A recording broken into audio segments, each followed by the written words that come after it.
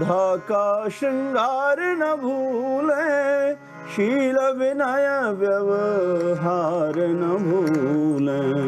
सभी सुखी हों सभी निरामय, आदि व्याधि का घर जो यह तन, बने ईश का विग्रह सुंदर।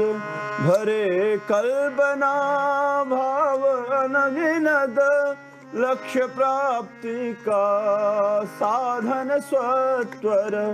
कीर्ति कौमुदी की गरिमा में, सेवा श्रम उपकार न भूले।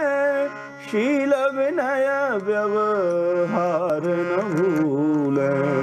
सभी सुखी हों सभी निरामय, हम सेवा संकल्प न भूलें। स्वास्थ्य साधना के हम साधक, शील विनय व्यवहार न भूलें। सभी सुखी हों सभी निरामय। धन्यवाद। बहुत बहुत आभार निगौ जी। परिषद गीत के बाद में अब हम जो है हमारे आज के कार्यक्रम की जो है शुरुआत करते हैं, विधिवत शुरुआत करते हैं। कार्यक्रम की शुरुआत के लिए मैं जो है सबसे पहले हमारे बीच में जो भारत के लब्ध प्रतिष्ठित आयुर्वेद जो है विदुषी हैं प्रोफेसर तनुजा जी नेसरी, आप जो है इस समय वर्तमान में निदेशक अखिल भारतीय आयुर्वेद संस्थान दिल्ली में कार्यरत हैं और आप member board of governors CCIM नई दिल्ली हैं। और इसके अतिरिक्त आप जो है इससे पहले जो है चौधरी ब्रह्म प्रकाश आयुर्वेद संस्थान में एडिशनल डायरेक्टर के रूप में काम कर चुके हैं, प्रोफेसर वहां द्रव्यगुण विभाग में रह चुके हैं। और आपका आयुर्वेद के जो है क्षेत्र में एक भारत में एक बहुत ही बड़ा योगदान है आयुर्वेद विज्ञान की उन्नति उसके लिए। और मैं जो है आज गर्व महसूस कर रहा हूं कि आप हमारे इस कार्यक्रम में उपस्थित हैं। मैं उनसे आग्रह करूंगा कि वो आए और हमारे जो इस कार्यक्रम में हमको जो है उद्बोधन हमें अपना आशीर्वाद प्रदान करें। मैडम तनुजा जी निसारी जी, मैडम तनुजा जी निसारी जी जुड़े हुए हैं?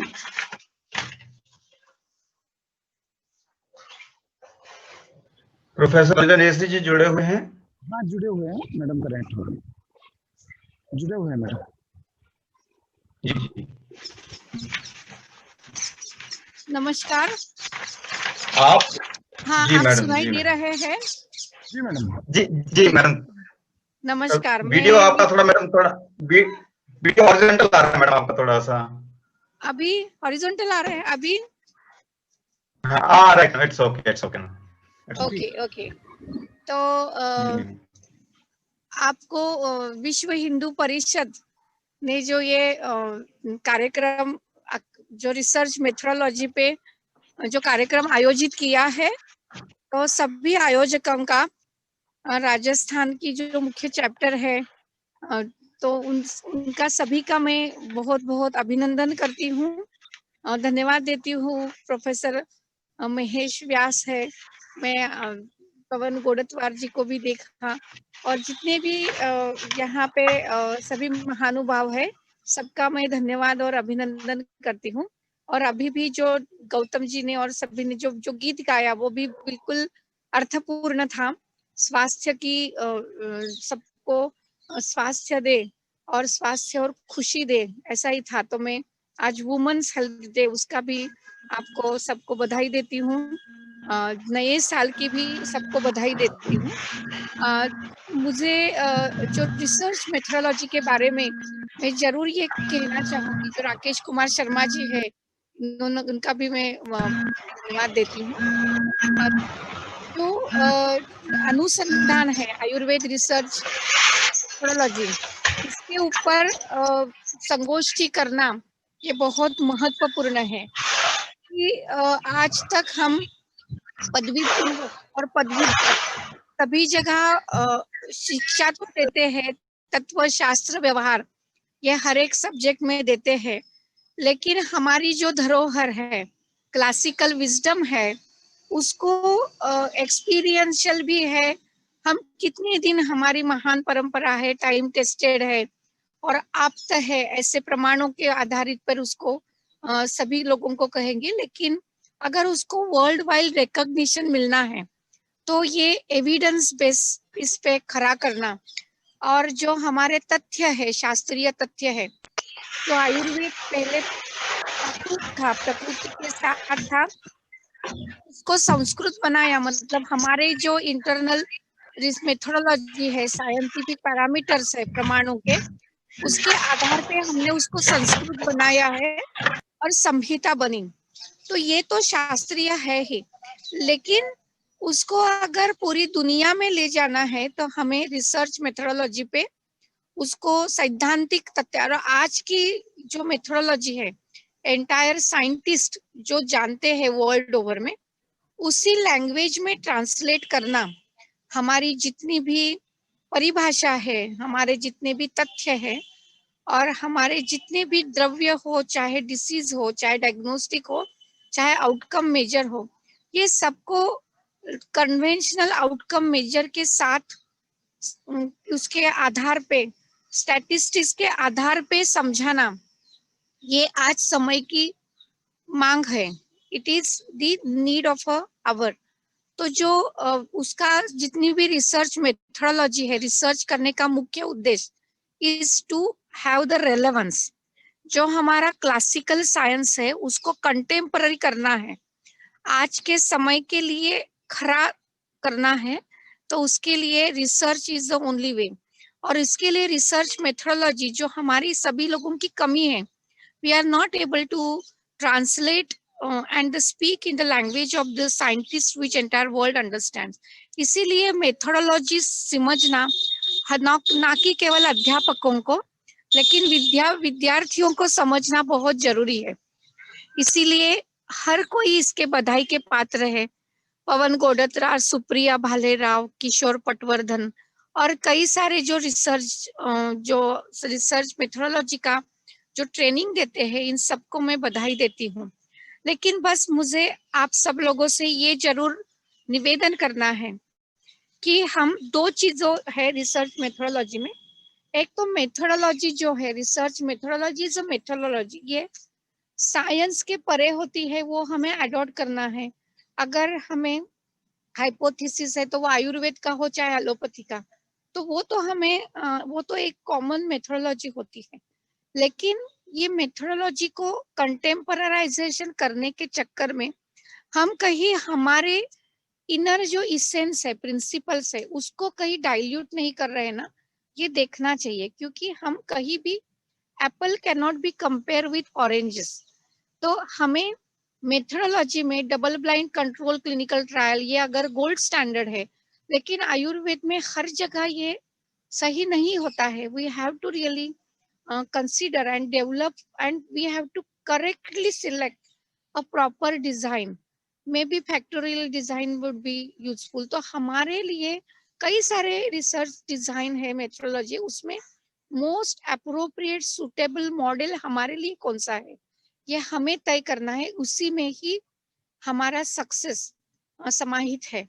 तो मुझे आशा है, उम्मीद है कि हमारे जो आपने जो वक्ता बुलाए हैं, ये इसको जस्टिस देंगे और आप जरूर इस पे चर्चा करेंगे। और all India institute of Ayurveda ये एक ऐसा इंस्टीट्यूट है कि जो मिनिस्ट्री ऑफ आयुष के अंतर्गत टर्शरी केयर इंस्टीट्यूट है। यहाँ टीचिंग है, रिसर्च है, पोस्ट ग्रेजुएट रिसर्च है। लेकिन आप सब लोगों को मैं ये जरूर कहना चाहूंगी, और मुझे खुशी है कि हमारे यहाँ एक ट्रांसलेशनल रिसर्च डिवीजन है, कि जो कुछ भी हम रिसर्च का टॉपिक का चयन करते हैं, उसको पब्लिक के लिए, आम इंटरेस्ट के लिए ट्रांसलेट करना जरूरी है। So the topic and the methodology and the entire outcome should have the translational value. With all these things I wish you all the best and बहुत बहुत बधाइयाँ, और मुझे यहाँ आने का मौका दिया, इसीलिए धन्यवाद, शुक्रिया। सभी महानुभावों को बहुत बहुत धन्यवाद। नमस्कार। बहुत बहुत आभार मैडम नेसरी जी, आपकी जो ब्लेसिंग्स हैं, आपके जो इंस्पिरेशन है, वो हम सब के लिए एक बूंद के रूप में काम करते हैं। और हम निश्चित रूप से इस मैथोडोलॉजी के माध्यम से अपना जो आयुर्वेद फ्रेटर्निटी है उसके लिए एक अच्छा प्लेटफॉर्म दे रहे हैं और अच्छा नॉलेज उनको उपलब्ध होगा इस प्लेटफॉर्म के माध्यम से, देश भर के ख्यातनाम विद्वानों के माध्यम से। तो मैं इसी के साथ से ज्यादा विलंब नहीं करते हुए हमारे बीच में हमारे वरिष्ठ अग्रज प्रोफेसर महेश व्यास हैं, उनकी जो है निर्देशन में आगे बढ़ते हुए मैं पहले वक्ता हमारे बीच में मौजूद हैं प्रोफेसर पवन कुमार गोदतवार जी, पवन कुमार रमेश गोदतवार जी से निवेदन करता हूँ कि आप जो है अब हमें अपना उद्बोधन दें। मैं इससे पहले उनका थोड़ा परिचय देना चाहूंगा। आप इस समय प्रोफेसर एंड एचओडी हैं पीजी डिपार्टमेंट रोग एंड विकृति विज्ञान, national institute of Ayurveda Jaipur में, और साथ ही आप वहाँ पे डीन रिसर्च के रूप में काम कर रहे हैं। आपका जो है 19-20 साल का आपका अनुभव है, रिसर्च एक्सपीरियंस है इसमें, और आपने करीब 40 थीसिस एमडी के करवाए हैं और 6 थीसिस आपके पीएचडी के आपने गाइड किए हैं। इसके अतिरिक्त आपके 6 एक्स्ट्राम्यूरल रिसर्च प्रोजेक्ट्स हैं, जिसमें से 4 आपके एक्स्ट्राम्यूरल रिसर्च प्रोजेक्ट कंप्लीट हो चुके हैं और इसके अतिरिक्त 2 अभी आपके अंडर प्रोग्रेस में हैं। और आपने WHO से diploma course in STD AIDS ये बैंकॉक से किया है 2009 में। और इसके अलावा आप गवर्नमेंट ऑफ इंडिया के एक्सपर्ट मेंबर के रूप में जो है साउथ अफ्रीका में जा चुके हैं सितंबर 2011 में, जिसमें आपने जो है जोहान्सबर्ग और डरबन और जो है केप टाउन में अपने लेक्चर्स वहाँ की फ्रेटर्निटी को आयुर्वेद के क्षेत्र में दिए थे, अपने विज्ञान को आयुर्वेद विज्ञान को समुन्नत करने का, वर्ल्ड वाइड करने का प्रयास किया है। इसके अतिरिक्त आप माधव रत्न पुरस्कार से और पुरुषोत्तम शास्त्री नानद चरक पुरस्कार से और भिषक भूषण पुरस्कार से सम्मानित हो चुके हैं।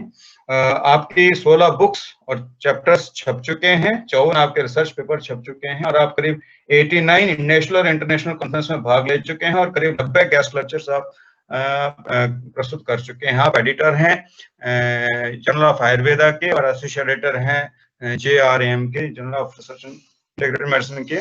तो मैं अब आग्रह करूंगा हमारे बीच में ऐसे प्रख्यात वक्ता के लिए कि वो आज अपना टॉपिक जो है survey studies, methodology types, utility and analysis of qualitative research methods, concepts of in depth interview and focus group discussion, इस विषय पर आज अपना जो हमारा जो अपना ज्ञान है वो हमको प्रदान करने का जो है कृपा करें। प्रोफेसर पवन कुमार गोदतवार जी। धन्यवाद राकेश जी, आपने बड़े अपने स्नेह से मेरा परिचय कराया। बहुत सारे पुराने मित्रों के चेहरे दिख रहे हैं। विनोद गौतम जी मेरा प्रणाम, महेश व्यास जी सर को नमस्कार, तनुजा मैडम नमस्कार, बहुत बहुत नमस्कार आपको जी सर। ज्यादा समय इंट्रोडक्शन में लगाते हुए मैं अनुमति चाहूंगा विनोद जी से कि मुझे स्क्रीन शेयर करने की अनुमति दे। हाँ सर, मैंने को होस्ट बना दिया सर, आपको को होस्ट बनाया हुआ है आपको, तो स्क्रीन शेयर हो जाएगी। हाँ आप कर सकते हैं सर। ठीक जी है जी। तो मैं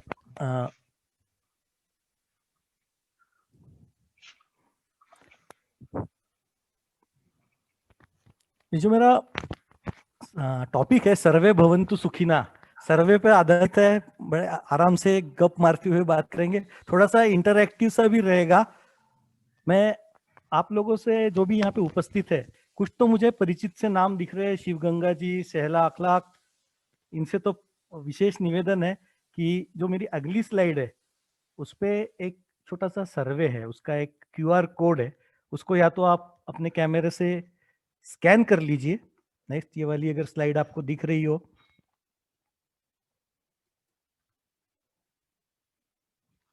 मैं भी करता हूं उसको स्कैन।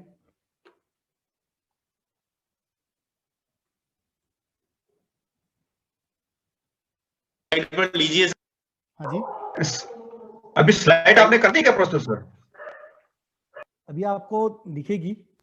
हाँ ठीक ठीक, ओके। स्क्रीन क्या दिख रही है आपको? कुछ दिखेगा, है ना?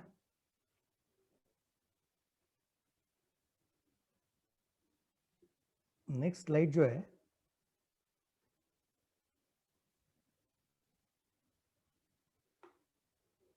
ये आपको कोड दिख रहा है, एक QR कोड। हाँ, यस सर, दिख रहा है। राकेश जी, सर दिख रहा है सर। सर दिख रहा है। अगर हाँ, अभी दिख रहा है सर, दिख रहा है है ना, सर। कोड नहीं भी दिखता है तो आप अपने ब्राउजर में अगर attend.sl/3n5n ये डालते हैं तो आप एक वेबसाइट पे चले जाएंगे। नहीं, वेबसाइट पे आ गया सर, आ गया सर आगे वेबसाइट आगे पे। आगे उसको ज्वाइन कर लीजिए प्लीज। जी जी, है ना? Just a minute. इसमें पासवर्ड मांग रहा है सर कोई? हाँ, पासवर्ड है सर्वे, SURVEY, छोटे अक्षरों में, स्मॉल में? स्मॉल स्मॉल में, में। No caps. Okay okay, yeah we have entered sir, I have entered sir. पहुंच गए आप? तो हाँ आप जी सबसे सर, जी तेज सर, गति से पहुंच गए। जी ठीक है, सर। कुछ लोग और तो पहुंच वी गए हैव टू होंगे। कीप इट, वी हाँ sir, have to keep it intact ना? यस यस, अभी 2 राकेश मिनट बिल्कुल। राकेश जी, तो सर मैंने अभी प्रश्न तो स्कॉलर्स को पूछा ही नहीं है, करवाइए, आप खुद अभी करने के बजाय। हैं? मैंने प्रश्न पूछा ही नहीं है। ये प्रश्न है, प्लीज, आपको ये प्रश्न मिल गया? प्रश्न दिख रहा What है? is your level of understanding? हाँ, यस है ना? यस, तो हाँ यस सर। इसके उत्तर के ऑप्शंस भी आए होंगे आपके यहाँ।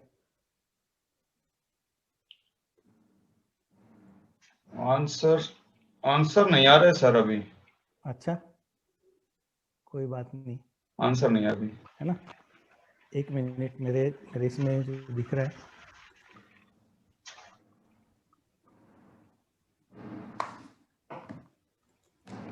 नहीं, अच्छा, आंसर हमको जो मोबाइल में देंगे, जो हमने देखा हाँ, दूसरी हाँ, स्क्रीन हाँ, पे, या इसी पे?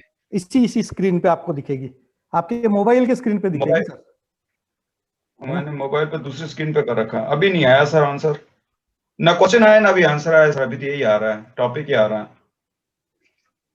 हाँ, अभी आया सर, आगे तो इसमें से अभी आया आप, सर, हाँ, अब आया इस सर। ऑप्शन में से एक ऑप्शन को क्लिक कर दीजिए सर। ओके, जितने भी लोगों ने ज्वाइन किया है ना, वो इसको क्लिक कर दीजिए। तो इसके आगे जो है, ये जी, देखिए, डन डन सर। हाँ, तो अब ये मैं आपको रिजल्ट्स दिखा रहा हूँ, आपके मोबाइल पे दिखेगा, दिख रहा है? जी जी, हाँ दिख रहा है सर, दिख रहा है। तो लगभग 25% जो स्टूडेंट्स है उन्होंने उत्तर दिया है कि आई एम कंप्लीटली ग्रीन, और कुछ लोगों ने कहा है I have some basic knowledge, और सॉलिड Yes. बैकग्राउंड वाले लोग शायद इसमें ज्वाइन ही नहीं किया है, और मुझे भी ये गुमान नहीं है कि मैं एक्सपर्ट हूँ, तो हम अभी बिगिनर्स नहीं है। तो आपको ये एक्चुअली स्क्रीन पे दिख रहा है, 78% ने जी कह दिया ना, रियल टाइम बदल रहा है। ठीक है, यस सर, यस सर। तो रियल टाइम इसमें मम्मी, ये मेरा फोन रख लो। ठीक है, इसको मैं अभी फिनिश करता हूं। हमको ये अपने इसमें भी दिखेगा, प्रेजेंटेशन में भी दिखेगा इसको, क्योंकि मैंने एम्बेड किया है प्रेजेंटेशन में। तो मुझे लगता है कि सुनाई दे रहा है आपको। Yes sir. जी सर, सुनाई दे रहा है सर। Yes sir. स्क्रीन पे आया कि अनम्यूट करे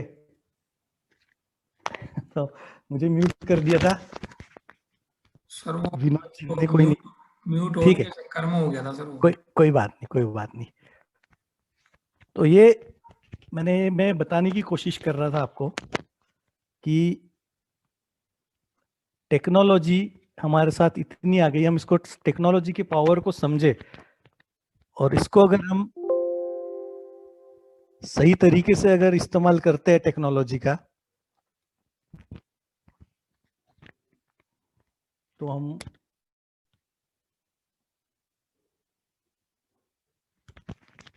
आप इस जूम वाली स्क्रीन पे आ जाइए, उसको बंद कर दीजिए।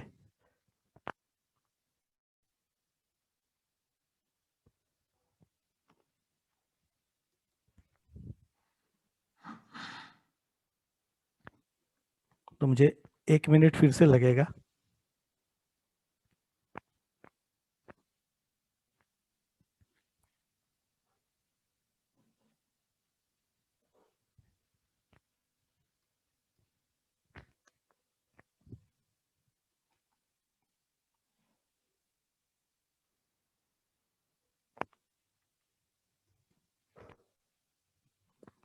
ये मेरी प्रेजेंटेशन दिख रहा है आपको होपफुली?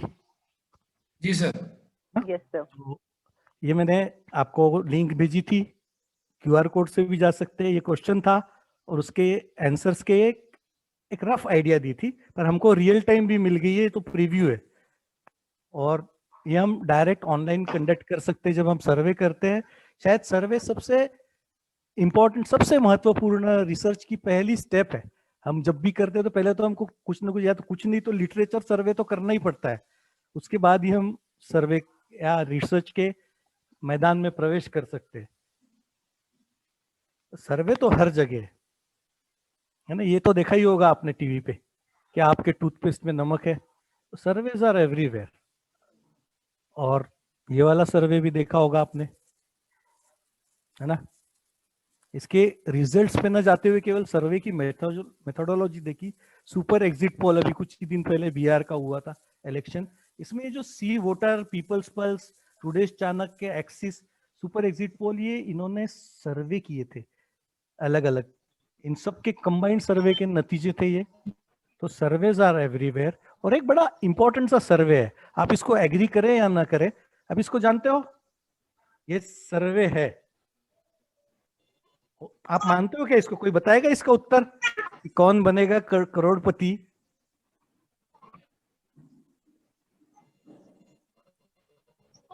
सर्वे है या नहीं है? मैं एक बार ये दिखाता हूं आपको, एक दिख रहा है आपको? नहीं सर, नहीं दिख रहा। ऑडियंस कौन बनेगा करोड़पति का? स्क्रीन शेयर नहीं हो रही सर, आपकी स्क्रीन बंद हो गई। अच्छा चलिए, शेयरिंग बंद हो गया सर। एक मिनट, अब आया? आया सर। आ रहा है सर। के शीर्षक में आई समय अवधि को घटते क्रम में सजाएं और आपके ऑप्शंस ये रहे आपके सामने। ए 20 साल बाद, बी 36 घंटे, सी 100 डेज, डी वो 7 दिन। 36 घंटे, 100 दिन, 100 डेज।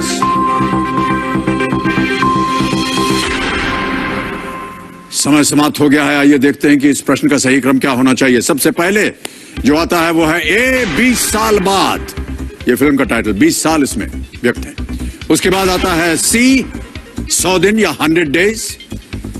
फिर आती है वो फिल्म जिसका शीर्षक है वो 7 दिन, जिसमें 7 है, ये डी है। और अंत में आता है बी 36 घंटे, 36 आवर्स।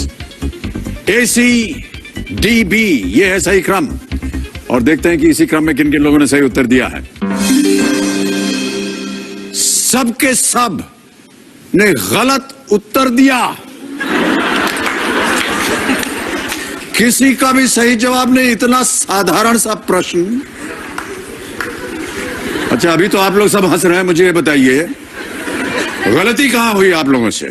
सर सिर्फ 20, 36, 100 और 7 को देखा, मतलब वो ड्यूरेशन नहीं काउंट किया कि 20 साल 36 घंटे, मीन सिर्फ नंबर्स को देखा। नहीं सर, ये आपका असर है सर। मेरा असर है?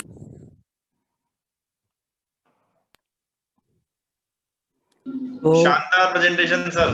तो ये इसमें दो चीजें हमें समझ में आई। एक तो जो आंकड़े हैं, क्वांटिटेटिव रिसर्च के फिगर्स एंड फैक्ट्स, उनमें हमको ये कभी गलती नहीं करनी है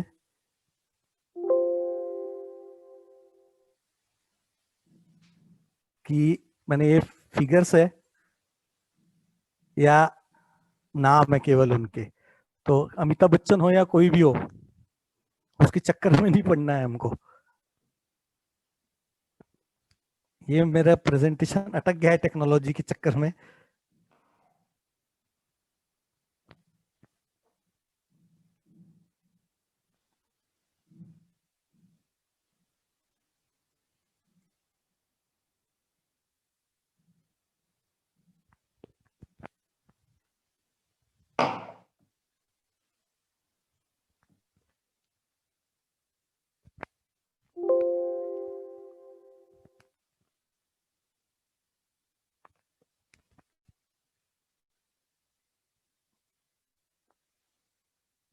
2 मिनट मुझे दे दीजिए। ये रियल लाइफ में ऐसा नहीं होता है, पर इसको कहते हैं Murphy's law. If something technical glitch is going to happen, it will happen no matter what you do.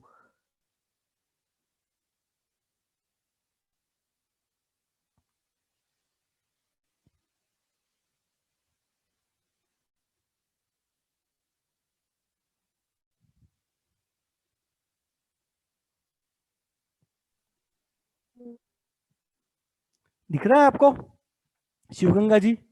Yes sir, yes sir. ठीक है, मैं फिर से शुरू हो गया प्रेजेंटेशन। तो मैं आपको ये दिखाना चाह रहा था कि कौन बनेगा करोड़पति में भी एक सर्वे है।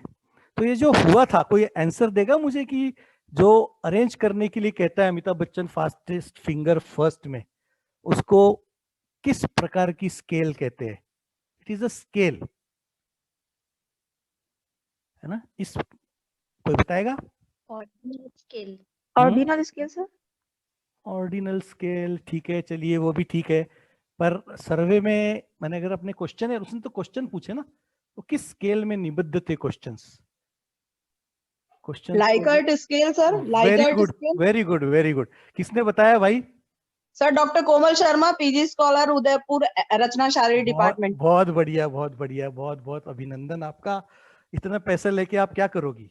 Thank you, sir. तो आप पहले पाधन को पार कर गई है, ठीक है, बिना किसी मदद के, बिना किसी फोन फ्रेंड इत्यादि के। तो सर्वेज आर एवरीवेयर। अगर आंख खुली रखे तो आपको सर्वे के स्टाइल्स दिखते रहेंगे। बहुत बहुत आभार कोमल जी, और बधाई। तो आप तो आगे का पूरा आप शुरू कर सकती हो प्रेजेंटेशन। एक और इंपॉर्टेंट अंतर है, हमको समझना होगा ये question. What is the difference between a poll and a quiz? कोई बता सकता है? जो बिहार के एग्जिट पोल्स थे उसमें, और अमिताभ बच्चन जो करता है कौन बनेगा करोड़पति के प्रश्न, इनमें क्या अंतर है? पोल और क्विज में कुछ अंतर है, तो क्या अंतर है? तो चलिए बात तक के लिए रखते हैं हम ये प्रश्न। सर पोल के अंदर सामने वाला जीतता है और क्विज में हम जीतते हैं अगर सही आंसर दे दें तो। क्विज में आंसर सेट होता है और पोल्स में आंसर कुछ भी आ सकता है। क्विज में आंसर सेट होता है और पोल में कुछ भी आ सकता है आंसर। पर आपने अगर चॉइस दिया पोल में तो कुछ भी कैसे आ सकता है? सर मल्टीपल आंसर्स आएंगे सर पोल्स में, और क्विज में आंसर एक ही होगा। मल्टीपल करेक्ट आंसर्स हो सकते हैं ना, all of the above. Quiz में भी हो सकते हैं, ऑल ऑफ द अबव भी तो हो सकता है। जी हो सकता है सर। चलिए हम लौटते हैं इस क्वेश्चन पे वापस थोड़ा देर बाद। ये purpose of the research, type of research questions to be answer, इसकी आपकी बेसिक तैयारी हो गई है, ये मानते हुए मैं थोड़ा आगे चल रहा हूं। और अवेलेबिलिटी ऑफ रिसोर्सेस, माने अगर हमारे पास कितने रिसोर्सेस है उसके आधार पर हम तय करते हैं कि रिसर्च का अप्रोच क्या होगा, है ना? पर्पस क्या है हमारी रिसर्च का, हम कौन से प्रश्नों के उत्तर चाहते हैं, और रिसोर्सेस हमारे कितने हैं, उसके आधार पर हम रिसर्च का अप्रोच तय करते हैं। और इसी से तय होता है कि हम या तो सर्वे करेंगे, सर्वे भी किस प्रकार का करेंगे, या फिर क्लिनिकल रिसर्च की तरफ जाएंगे। क्लिनिकल रिसर्च में क्या करेंगे? डबल ब्लाइंड करेंगे, सिंगल ब्लाइंड करेंगे, या केवल उसमें भी ऑब्जर्वेशनल स्टडी करेंगे। इसकी आपकी सारी डिजाइन हो चुकी है, पर फिर भी एक बार क्विकली हम एक स्टडी डिजाइन का एक थोड़ा सा ढांचा देख लेते हैं। बड़ा अच्छा ढांचा है, अभया इंद्रायण की किताब में से इसको अडेप्ट किया है। स्टडी डिजाइन 2 प्रकार की, डिस्क्रिप्टिव और analytical, objective of the study के आधार पर।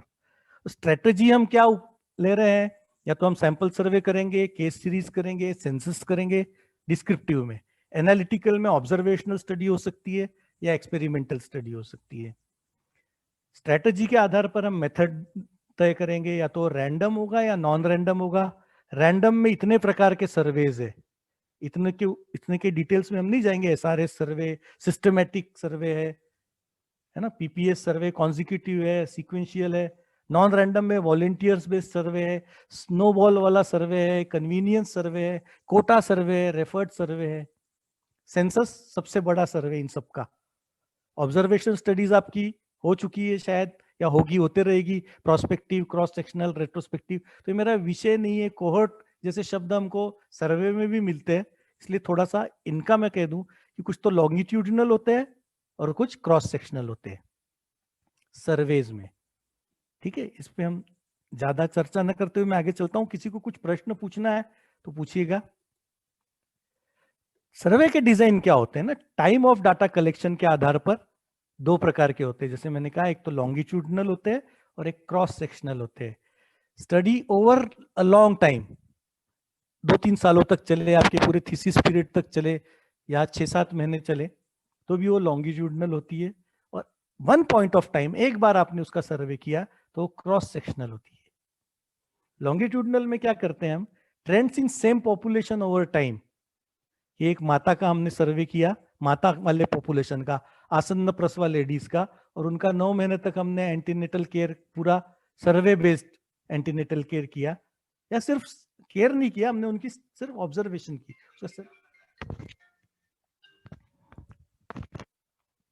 इसको हम कहते हैं ट्रेंड ओवर टाइम, कि 9 महीने में कैसा रहा उसका। केवल एचबी का हमने अगर डाटा ले लिया उस माता का। चेंजेस इन सब population group identified a common characteristic over time.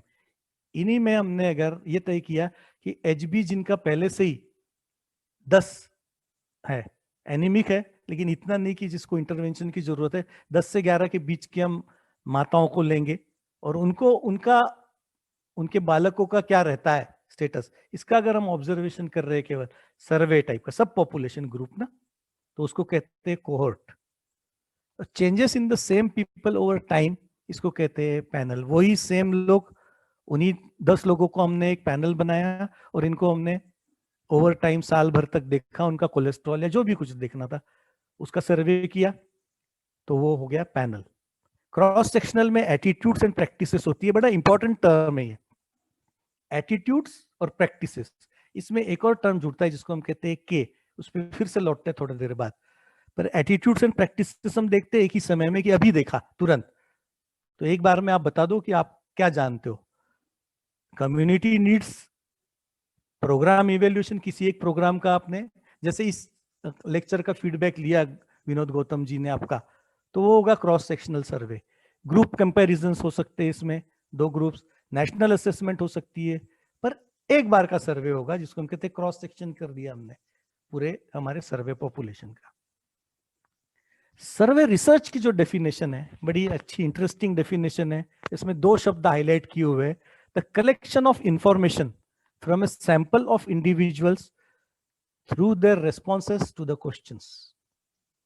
बड़ा सिंपल डेफिनेशन है। इंफॉर्मेशन को हमने इकट्ठा किया किसी सैंपल से, प्रश्न आधारित जानकारी है ये। बस 2 ही चीज इसमें महत्वपूर्ण है। तो क्या 2 चीजें हैं? For survey research only 2 things to keep in mind, sampling और क्वेश्चनिंग। ये आपने अगर ढंग से कर ली तो आपका सर्वे स्टडी बड़ा अच्छा हो जाएगा। तो सर्वे रिसर्च में only 2 things to keep in mind, sampling और क्वेश्चनिंग। पर उसमें ओवरराइडिंग चीज है, उसको हम कहेंगे प्रॉपर सैम्पलिंग हो और प्रॉपर क्वेश्चनिंग हो। तो मेरा जो प्रेजेंटेशन है पूरा, अगर समय से ज्यादा हो रहा है तो मुझे विनोद जी बता दीजिए, मैं रोक दूंगा वहीं पर ये समझना बहुत जरूरी है कि प्रॉपर सैम्पलिंग क्या है, प्रॉपर क्वेश्चनिंग क्या है। बस 2 ही चीजें, 2 स्लाइड में मेरा प्रेजेंटेशन खत्म हो गया। Proper sampling and proper questioning. How do we go for proper sampling?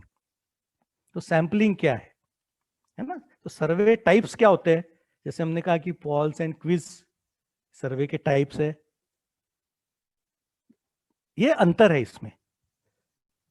Paul's में देयर इज नो राइट और रॉन्ग, एक आपका ओपिनियन होता है, दैट इज अ पॉल, कि आपको क्या अच्छा लगता है, कौन सा आइसक्रीम अच्छा लगता है, आइसक्रीम का कौन सा फ्लेवर अच्छा लगता है, that will be a Paul, that is not a quiz. और उसमें किसी को वनीला अच्छा लगता है और किसी को चॉकलेट चिप्स, तो कोई गलत नहीं है, तो ठीक है, आपकी मर्जी है। और क्विज में एक करेक्ट रेस्पॉन्स होता है, करेक्ट रेस्पॉन्सेस हो सकते हैं, अनेक भी हो सकते हैं। तो ये अंतर है पॉल और क्विज में। और सर्वे क्वेश्चनर बेस्ड होता है ना, पेपर बेस्ड हो सकता है, self administrate, can be administered two groups, that is class evaluations, allows for clarifications if necessary, और टिपिकली हायर रेस्पॉन्स रेट्स होते हैं इसमें। और सर्वे होता है इंटरव्यू बेस्ड, है ना। इसमें structured, formal, identical questions, identical delivery, telephone और इन पर्सन हो सकता है। तो हम जब भी हम क्लिनिकल रिसर्च भी कर रहे हो तो भी आपको क्वेश्चनर और इंटरव्यूज की हेल्प तो लेनी ही पड़ेगी। पेशेंट का जो आप रोगी रोग परीक्षा करते हो उसका जब डॉक्यूमेंटेशन करते हो तो किसी न किसी सर्वे इंस्ट्रूमेंट पे ही करोगे आप। या तो उससे प्रश्न पूछोगे, प्रश्न परीक्षा जिसको हम कहेंगे, पेपर बेस्ड हो सकती है, ऑनलाइन हो सकती है, एक्सेल बेस्ड हो सकती है। मैंने जैसे कहा आपको अभी जो डेमोन्स्ट्रेट किया मैंने टेक्नोलॉजी का, इस उपलब्ध तो है सब कुछ साधन हमारे पास, तो हम फॉर्म्स बना के दे सकते हैं या फेस टू फेस इंटरव्यू कर सकते हैं। हमने जो उसकी परीक्षा की है उससे जब हम पूछते, आयुर्वेद की 10वीं परीक्षा तो पूरी की पूरी इंटरव्यू बेस्ड ही है और सर्वे बेस्ड दी है ना। उसमें फिर से थोड़ी देर बाद लौटेंगे हम कि कैसे। एक जस्ट कार्टून है, poll 4 in 5 don't trust Washington, और सर्वे कहता है 9 in 10 don't trust this kind of polls. Sampling क्या है? Selection of people, that is sample to participate in research in order to make inferences about larger group, है ना। हम जो कुछ कर रहे हैं वो एक probability sampling है, इस representative sample होता है ये। जैसे टारगेट पॉपुलेशन ये n है, कैपिटल N से लिखा हुआ है, और सैंपल पॉपुलेशन जो है वो छोटा n है, small n। effective sampling produces a small n which is representative of big N। बड़ा आसान है सैंपल करना। N is only ever representative of N it was drawn from, not necessarily this general population। इसको समझ लीजिए, आप जब samples का डिजाइन कर रहे हो कि हमको तो ये सैंपल चाहिए, तो अगर आपने 10 लड़के और 10 लड़कियों का सैंपल चुनना अपने कॉलेज के, तो उनको कहाँ से लोगे आप, इसका भी डिजाइन बनाना पड़ेगा।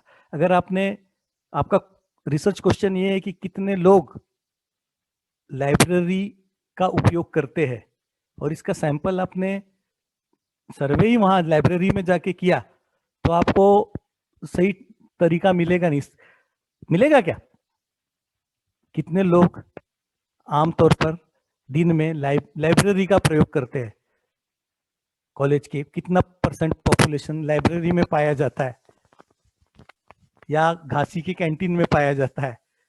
तो इस प्रकार के क्वेश्चंस को किस प्रकार का सैंपल डिजाइनिंग कर रहे हो, ये महत्वपूर्ण है कि प्रश्न कौन सा है, उसका सैंपल आप कहां से कलेक्ट करोगे। ये n जो होता है, इस पे जब स्टैटिस्टिक्स लगता है तो स्मॉल n से डिपेंडेंट वेरिएबल जनरलाइज्ड किया जा सकता है कैपिटल N पे। जो पॉपुलेशन है उस पे हम इसके फाइंडिंग्स आरोपित कर सकते हैं। ये कह सकते हैं कि नहीं हमारे कॉलेज के अधिकांश लड़के, 70% लड़के और 78% लड़कियां लाइब्रेरी में पाई जाती है। ये हम कॉन्फिडेंस से कह सकते हैं अगर हमारा क्वेश्चनर और सैंपलिंग सही है। हमने कॉलेज के गेट पे खड़े रह के सर्वे किया कि किधर जा रहे हैं, कोई घासी की तरफ तो नहीं जा रहा है। अब घासी उदयपुर वाले नहीं समझ सकते, पर उनका जो भी कैंटीन होगा कॉलेज के बाहर जो पाया जाता है, जहाँ पे अधिकांश बच्चे पाए जाते हैं, तो ये राकेश जम्मू सर जानते होंगे, घासी की याद आ गई होगी उनको। घासी का कैंटीन NIA के बगल में एक चाय की थड़ी है जो घासी की थड़ी कहलाती है। So why do we choose, how do we choose what members of the population to sample? There are 4 methods, 4 main methods है इसके। जैसे ये एक सैंपल है, एक पॉपुलेशन है जिसमें से हमको सैंपल्स इकट्ठे करने हैं, तो पहला मेथड है जिसको हम कहते हैं random sample. We will pick randomly from the list. Okay, 10 ले लिए हमने इसमें से, तो ये रैंडम सैंपल है। कोई इसमें तरीका नहीं है, रैंडमली हमने सेलेक्ट किया।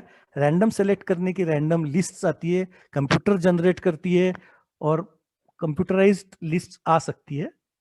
इसके बारे में अगर किसी को कुछ और पूछना है तो मैं उपलब्ध हूँ, हम फिर से इस पे बात कर सकते हैं। How we can generate randomization list, how we can ascribe those numbers, how can we give, हमारी स्टडी के को रैंडमाइज कैसे हम कर सकते हैं। बहुत इंपॉर्टेंट तरीका है ये सर्वे में रैंडमाइज करने का। दूसरा तरीका है सैंपल पॉपुलेशन तो वही है, पर जब हम उसको किसी सिस्टम के तहत बांध देते हैं तो वो कहलाता है सिस्टमेटिक सैंपल, है ना। एवरी फोर्थ सैंपल हम लेंगे, तो एवरी फोर्थ सैंपल हम ले रहे हैं तो इसमें एक पैटर्न दिखता है आपको, तो ये भी आपका एक सिस्टमेटिक सैंपलिंग है। तीसरा सैंपल है जिसको हम कहते हैं स्ट्रेटिफाइड सैंपल। इसमें रैंडम होता है, पर सैंपल जो ले रहे हैं हम वो ग्रुप के साइज के अनुपात में होता है, रेशियो में होता है, तो ग्रुप अलग अलग हो सकते हैं। अभी इसमें आपको समझ में नहीं आया, तो रैंडम जैसा ये दिख रहा है, पर इसका ग्रुप है। अगर ध्यान दिया तो अगर हमने पाया कि 20% लोग ऐसे हैं, किसी एक विशिष्ट कैरेक्टरिस्टिक वाले हैं, तो 20% तो हम इनको लेंगे। एज वाइज भी हो सकता है कि हमारा जो 100 का आंकड़ा है इसमें 20% लोग बिलो 20 ईयर्स है, तो हम उसमें से 2 लोगों को लेंगे क्योंकि वो 20% है। आनुपातिक हम उसको स्ट्रेटिफाई करेंगे और फिर सैंपलिंग करेंगे। 30% लोगों में से हम 3 लोगों को लेंगे। 10% अगर है हमारा पॉपुलेशन कुछ, उसमें से हम 1 व्यक्ति को लेंगे, और बाकी का जो है 40% में से हम 4 लोगों को लेंगे। आपके समझ में आया? I hope. अभी हम प्रश्न ले लें क्या? सर बाद में सेशन है, क्वेश्चन का पूरा सेशन ही है आपके लेक्चर के। ठीक है, पर तब याद रहे, ये चेक बॉक्स में लिखते जा रहे हैं सर सब लोग। ठीक, कोई बात नहीं। चलिए, तो ये स्ट्रेटिफाइड सैंपल है। आई होप कि आपको समझ में आया, ये बड़ा इंपॉर्टेंट है। चौथा तरीका है क्लस्टर सैंपल, कि आपने इसको पूरा क्लस्टर कर दिया, होल ग्रुप्स, एक पूरा का पूरा क्लस्टर आपने सेलेक्ट कर लिया। तो आपको तो 10 ही लेने हैं, आपने 10 ले लिए। एक पूरा का पूरा क्लस्टर यहां से उठा लिया और दूसरा क्लस्टर आपने यहां से उठा लिया, आपके सैंपल पूरे हो गए। आपको डिपेंड करता है कि आपका प्रॉब्लम क्या है, आपका क्वेश्चन क्या है, उस पर यह आधारित है कि आप किस प्रकार की सैंपलिंग करोगे। फॉर एग्जाम्पल, ये अगर प्रश्न है आपके सामने कि बास्किन रॉबिन्स ने अगस्त 5 को रखा था, ये एक्चुअल है, फ्री रिफ्रेशिंग फ्री सैंपल्स। वैसे भी बास्किन रॉबिन्स बहुत सारे फ्री सैंपल्स देता है, तो freebie Friday 4 flavours free, तो कौन से 4, what sampling will you choose. अब ये पॉल भी है, आपके अंतर का मंथन है, ये क्विज नहीं है, इसलिए कोई भी 4 आप चुन सकते हो। पर ये जो सैम्पलिंग की स्टाइल आपको पता हो, तो आपका फेवरेट फ्लेवर भी उसमें आ जाए और कुछ नए एग्जॉटिक फ्लेवर्स आपको चखने हैं वो भी उसमें आ जाए, तो आप उसका ये 4 सैम्पलिंग स्टाइल से आप चुन सकते हो साइंस को अप्लाई करके। इनके सर्वे, डैड परफॉर्मेंस का सर्वे कैल्विन ने अपने पापा का किया हुआ। Sampling errors, difference between the sample and the population, ये इनएविटेबल, ये तो होगा ही। साइंस की भाषा में एरर नहीं होता है, वो होता ही है वहां पे। उसके मार्जिन ऑफ एरर को हमको कम करना होता है, और इसके स्टैटिस्टिकल कैलकुलेशंस होते हैं, फॉर्मूले होते हैं, वो इसी को कैलकुलेट करते हैं एक्चुअली, एरर्स को। तो error of estimation is influenced by sample size, है ना। Urine sample, I said sample, है ना, 225 लीटर यूरिन लेके चला गया हो, क्योंकि जितना बड़ा सैंपल उतना अच्छा, पर फिर भी एक रीजनेबल सेंसिबल सैंपल साइज होना चाहिए। Size of population, sample of 100 is more representative if population is 500 rather than 5000। 5000 लोगों का पॉपुलेशन है और आप 100 का अगर डाटा देते हो तो वो कहीं ना कहीं खराब होता है। तो इसीलिए जब आप ये कहते हो कि मैंने 30 पेशेंट पे काम किया, प्रॉब्लम क्या था आपका? प्रॉब्लम था हाइपरटेंशन।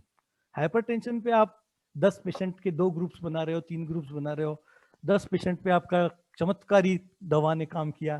तो ये कहीं ना कहीं मैं क्लिनिकल रिसर्च की तरफ मुड़ गया हूं, पर फिर भी आप ये कहते हो कि मेरी स्टडी में 30 पेशेंट की स्टडी में मैंने ये पाया कि इतने लोगों का बीपी इतना था, ये तो हाइपरटेंशन की डेफिनेशन बदलनी चाहिए। तो 30% के डाटा पे, सर्वे पे आप बता नहीं सकते, क्योंकि जो उसका इंसिडेंस लेवल है हाइपरटेंशन का, उसको भी देखना पड़ेगा ना, तो बहुत बड़े पॉपुलेशन में होता है, तो उसके अनुपात में आपके सैंपल साइज का भी अनुपात होना चाहिए। Variability, larger the variability, more difficult it is to estimate population values, इसलिए सैंपल साइज ज्यादा बड़ा होना चाहिए।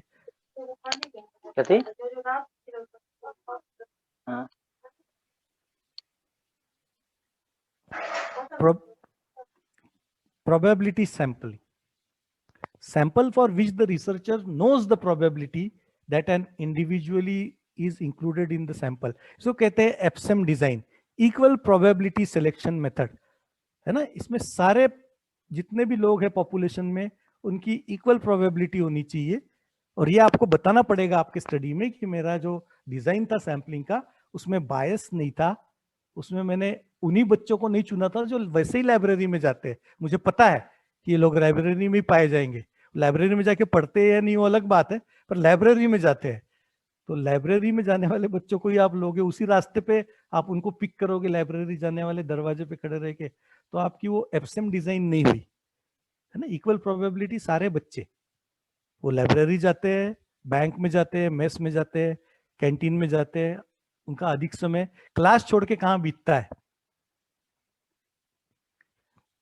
सैम्पलिंग के जो प्रॉब्लम्स होते हैं उसमें एक होता है बहुत बड़ा नॉन रिस्पॉन्स. सबसे बड़ा प्रॉब्लम है कि हम हमारे भी अभी जो हमने छोटा सा सर्वे किया, मुझे नहीं लगता कि उसमें 100% लोगों ने पार्टिसिपेट किया और सबने रेस्पॉन्ड भी किया. तो लेकिन जिन्होंने पार्टिसिपेट किया उन्होंने रेस्पॉन्ड किया. तो if not all people respond to survey, then those that do not do respond may have different characteristics. तो पॉपुलेशन का अलग होगा उनका मतलब. जो हम नोटा में देखते हैं, जब हम इलेक्शन में कुछ दबाते कि हम नहीं देते इसको वोट, किसी को ही नहीं देते, तो उसका जो रिजल्ट बनता है वो अनपेक्षित होता है. If the return rate is less than 100% of the data, it may be biased in some way. So researchers try to increase the response rates with follow-up calls. Try to determine whether the respondents and non-respondents differ in particular way. कहीं ऐसा तो नहीं है कि जो respond नहीं कर रहे वो किसी आपके प्रश्न से विचलित हो गए, तो एक पूरा का पूरा तबका आपके प्रश्न का उत्तर ही नहीं दे रहा है, तो ये भी आपके प्रश्नावली में हो सकता है. Misgeneralization occurs when a researcher generalizes to a population that differs from the sample. Generalization ही गलत हो रहा है आपका, इंटरप्रिटेशन गलत हो रहा है. Non probability samples occurs when a research does not know the probability of the sample. In many cases it is very difficult to obtain a probability sample. आमतौर पर साइकोलॉजिकल रिसर्च में ऐसा होता है, उनको पता ही नहीं होता है और पूरे पॉपुलेशन को वो रिफ्लेक्ट नहीं कर सकते. अंडर ग्रेजुएट स्टूडेंट्स है, रैट्स है, डे केयर में जो बच्चे हैं, उनके आधार पर पूरे समाज पे, पूरे पॉपुलेशन पे कुछ फाइंडिंग्स आरोपित करना कहीं ना कहीं नॉन प्रोबेबिलिटी सैंपल्स होने की वजह से थोड़ा सा गलत होता है. पर ये ओके है क्योंकि बिहेवियरल रिसर्च ने इसके वेरिएबल्स को एक दूसरे से एक ऐसे संबंधित है, इनकी बहुत अच्छे से थियराइजेशन किया है और इसके फॉर्मूले भी बने हुए हैं. और इसीलिए विभिन्न प्रकार के सैंपल्स के अलग अलग स्टडीज बार बार जरूरी होते हैं. एटलीस्ट 3 या 4 रिप्लिकेशन होनी चाहिए स्टडीज की, तो वो जनरलाइजेशन हो सकता है फाइंडिंग्स का. तब आप कह सकते हो कि एक किसी चीज का या इस चीज से बालक डिप्रेशन की तरफ जा रहा है या उसकी चिंता बहुत ज्यादा हो गई है, अति चिंता की तरफ जा रहा है. Convenience sampling, using a sample of individuals that is readily available. मैंने अपने पास के स्कूल में एक सर्वे कर लिया कि वहां पढ़ने वाली लड़कियों का एचबी कितना है या आमतौर पर कितने एनीमिक है, जस्ट फॉर फ्रॉम रिपोर्ट्स. आपने कुछ नहीं रिपोर्ट किया, आपने तो केवल सर्वे किया. ऑटिज्म क्लिनिक में चले गए आसपास के, या किसी अंडर ग्रेजुएट स्टूडेंट्स को ले लिया आपने बीएमएस के, उनका ही सर्वे कर लिया अपने इंस्टीट्यूट के. कोटा सैंपलिंग, ये भी एक प्रकार का कन्वीनियंस सैंपलिंग है, but you ensure that you get proportional quota. आधे बच्चे, आधे लड़के, आधी लड़कियां. पर आजकल ऐसी बैचेस आ रही है जिसमें लड़के 3 ही है, 97 तो लड़कियां हैं 100 के बैच में. तो इनमें आप आधे लड़के कैसे ले सकते, 50 कैसे करोगे, नहीं कर सकते. तो आपको प्रोपोर्शनेट ही लेना पड़ेगा, है ना. Purposive sampling, researcher decide which individuals are included to get a representative sample. और फिर एक बड़ा इंटरेस्टिंग कंसेप्ट है जिसको कहते हैं स्नोबॉल सैंपलिंग. एक के साथ एक फ्री, वन और मोर इंडिविजुअल्स, एक का आपने सर्वे किया और उसी से आपने उसके परिचित से आपने उसका नेटवर्किंग किया, उसका भी ले लिया सर्वे, उसको भी इंक्लूड किया आपके स्टडी में. इसको कहते हैं स्नोबॉल. स्नो एक दूसरे को खींचते हुए बड़ा होता चला जाता है। तो स्नोबॉल सैंपलिंग, एक को सर्वे करते हुए उसी से आपने दूसरे किसी का नंबर ले लिया, दूसरे को इंक्लूड किया अपने सर्वे में। बड़ा महत्वपूर्ण तरीका होता है ये जस्ट एक एग्जाम्पल है कि सर्वे आयुर्वेद में शुरू से ही रहा है। मैंने जब भारद्वाज को भेजा गया ऊपर इंद्र के पास, तो पहले तय किया गया ना, उग्र तपा है वो सब, उसके सारे जो जितने इकट्ठे हुए थे वहां पे ऋषि मुनि, उनमें से इंद्र तक जाके वापस कौन लौट के आ सकता है, इसका एक सर्वे किया गया, इसका वर्णन मिलता है हमको। और सर्वे के बड़े सारे हमको मिलते हैं रेफरेंसेस। हिमवान औषधि भूमि नाम, चरक सूत्रस्थान 25वें का 40वां सूत्र, मरुभूमि आरोग्य देशा नाम, अनुपो अहित देशा नाम, ये बिना सर्वे के संभव नहीं हुआ होगा। बाल्लिक सौराष्ट्रिक सैंधव सौवीरका ते ही पयसा अपि सह लवनम अश्नंती, माने ये दूध के साथ लवण खाते, ये ऑब्जर्वेशनल स्टडी है, ये सर्वे करके ही उन्होंने पाया बाल्लिक सौराष्ट्र और सैंधव देश में, बाकी देश में नहीं, और सौवीरक में दूध के साथ नमक खाया जाता है, चरक मीमांसा अध्याय 1। तो ये सर्वे है। तो बहुत सारी सर्वे के, ये मैंने सैंपलिंग बता दी आपको। अब हम क्वेश्चंस की तरफ चलते हैं, पर वैरायटी ऑफ मेथड्स है। तो recruit participants, collect data, utilize various methods of instrumentation. उसका मुख्य काम होता है वर्सेटिलिटी, एफिशिएंसी और जनरलाइजेबिलिटी।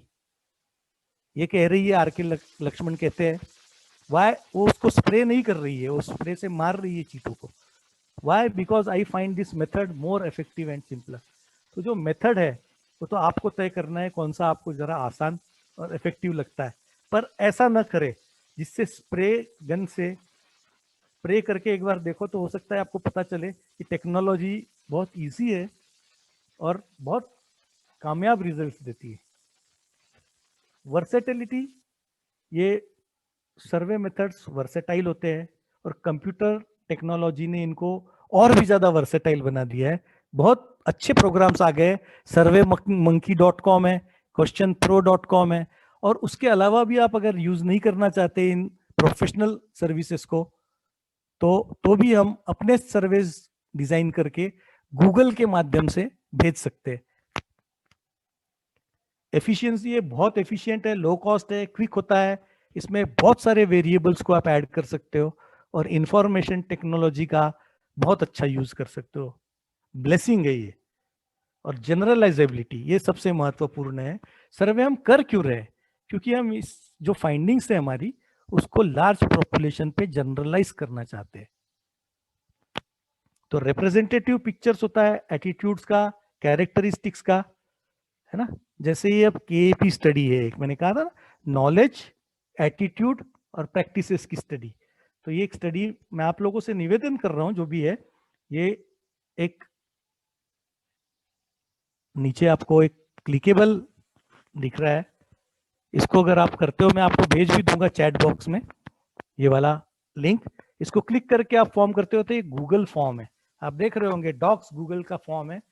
बड़ा आसान है और कोई कंपल्सन नहीं है, नॉलेज, एटीट्यूड और प्रैक्टिसेस की स्टडी है। इसको क्लिक करोगे तो आप वहां पे पहुंच जाओगे गूगल फॉर्म में, वो बाद में आराम से तसल्ली से भर के भेज दीजिएगा। सर्वेस कैन यूज मेथड्स, इसको हम कहते हैं ना focus groups, interviews, surveys, self reports. ये जो अभी आप भेजोगे केएपी स्टडी का सेल्फ रिपोर्ट है, ऑब्जर्वेशंस, डॉक्यूमेंट एनालिसिस, और इसमें सैंपलिंग जो होता है वो पर्पजिव सैंपलिंग होता है। इसमें जनरल पब्लिक नहीं है। अपनी जो हम जो अभी कर रहे हैं वाली केएपी स्टडी का सर्वे, उसमें सारे के सारे एटलीस्ट आयुर्वेद का एक मिनिमम नॉलेज रखने वाले लोग हैं, उन्हीं का हम सर्वे कर रहे हैं। इसको कहते हैं पर्पजिव सर्वे। इसमें क्वालिटी एश्योरेंस कैसे करते हैं हम? ट्रस्टवर्थीनेस के द्वारा। इसकी कुछ मेथड्स है और क्वालिटेटिव प्रकार का सर्वे है, लेकिन क्वांटिटेटिव भी होता है सर्वे। क्वांटिटेटिव सर्वे में हम क्या करते हैं, मेथड्स, इसको हम कहते हैं ऑब्जर्वेशनल, एक्सपेरिमेंटल, मिक्स्ड मेथड्स भी होते हैं, हम मिक्स्ड मेथड्स में जाएंगे बाद में।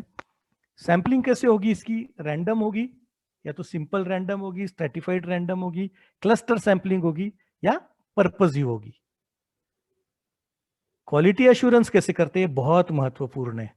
शायद ये पूरे लेक्चर का सबसे महत्वपूर्ण अगर नए कुछ 2 टर्म्स आप सीख रहे हो तो है रिलायबिलिटी और वैलिडिटी। या तो इंटरनल एक्सटर्नल वैलिड रिलायबल होगा या फेस कंटेंट या कंस्ट्रक्ट वैलिडिटी होगी, उसकी होनी ही चाहिए। ये कहलाता है क्वांटिटेटिव रिसर्च, क्वांटिटेटिव सर्वे। फॉर्म्स कैसे हम करते हैं, इस पे डिपेंड करता है कि फॉर्म कौन कंप्लीट कर रहा है, हु कंप्लीट्स और रिकॉर्ड्स डाटा। पार्टिसिपेंट कर रहा है, जैसे मैंने अभी आपको मेल कर दिया एक सर्वे ना केएपी स्टडी का, आ जाएगा आपके पास डाटा। तो ये मेल्ड क्वेश्चनर है, इलेक्ट्रॉनिक क्वेश्चनर है, और वो आप भर के भेजोगे तो पार्टिसिपेंट कर रहा है इसको। रिसर्चर जब करता है तो 1-on-1 होता है, इंडिविजुअल इंटरव्यू। हम पेशेंट को सामने बिठा के उससे लिखते हैं पूरा ना कि क्या कंप्लेंट्स है, उसका प्रकृति विकृति सार सहनन सब हम देख रहे हैं। तो उसको जब हम अरेंज कर रहे हैं, सर्वे कर रहे हैं, तो इंडिविजुअल इंटरव्यू है। पूरे क्लास में हम एक फोकस ग्रुप इंटरव्यू कर रहे हैं, तो एक ग्रुप का है, लेकिन रिसर्चर भर रहा है वो पूरा फॉर्म। ओवर टेलीफोन भी इंटरव्यू हो सकता है, जो हमने किया भी, फिर से मैं आपको थोड़ी देर बाद एग्जांपल दूंगा। ये बड़ा आसान हो गया आजकल ये टेलीफोन बेस्ड इंटरव्यू। एक बड़ा इंपॉर्टेंट टर्म है जिसको हम कहते हैं ओमनिबस सर्वे। बहुत सारे पैटर्न, एक बार हम जो एफर्ट्स लगा रहे हैं उसको एक साथ अनेक प्रकार के फाइंडिंग्स के लिए यूज करना, उसी टूल को एक बार हमने क्वेश्चनर बना लिया, पर उसी में रेंज ऑफ टॉपिक्स, अलग अलग लोगों के अलग अलग इंटरेस्ट हो सकते हैं, लेकिन एक बार हम सर्वे करें एक बंदे का, तो उसमें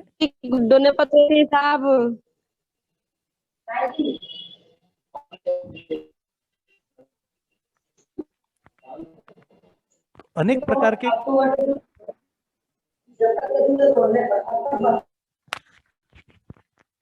तो ये मल्टीपल स्पॉन्सर्स या मल्टीपल डाटा जनरेट करने के लिए एक ही प्रश्नावली में हम 3-4 अलग अलग प्रश्नों को समाहित करते, तो वो कहलाता है ओमनिबस सर्वे। एक छोटा सा प्रश्न, ये पॉल है या क्विज है, पहले तो ये प्रश्न, ये बंदा कौन है, कोई बताएगा? ओमनिबस से मुझे याद आया, सोनू सूद। ये किसने आंसर दिया पहले? डॉक्टर राहुल पाराशर। अरे बधाई हो राहुल जी, आप 2000 रुपए का प्राइज जीत गए।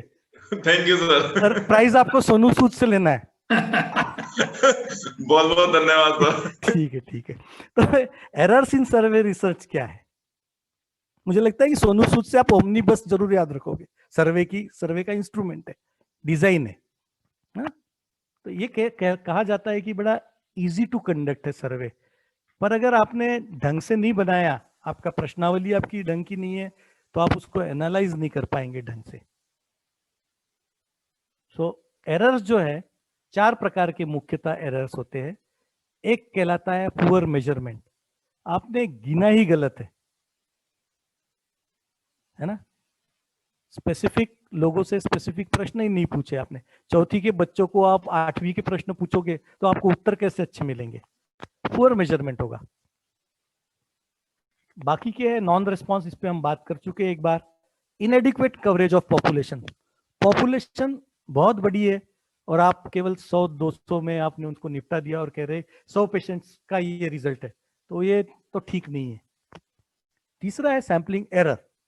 Random sampling can result in differences between characteristics of sample members and population, क्योंकि आपने चांस लिया है इकट्ठे करने का, तो ये सैम्पलिंग एरर तो हो ही सकता है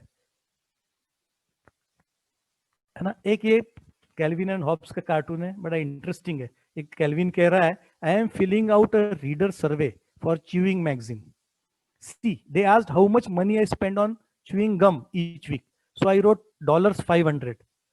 For my age, I put 43, and when they asked what my favorite flavor is, I wrote garlic and curry. मैं लहसुन के फ्लेवर का च्युइंग गम चाहिए कहता है वो। So this magazine should have some amusing ads soon.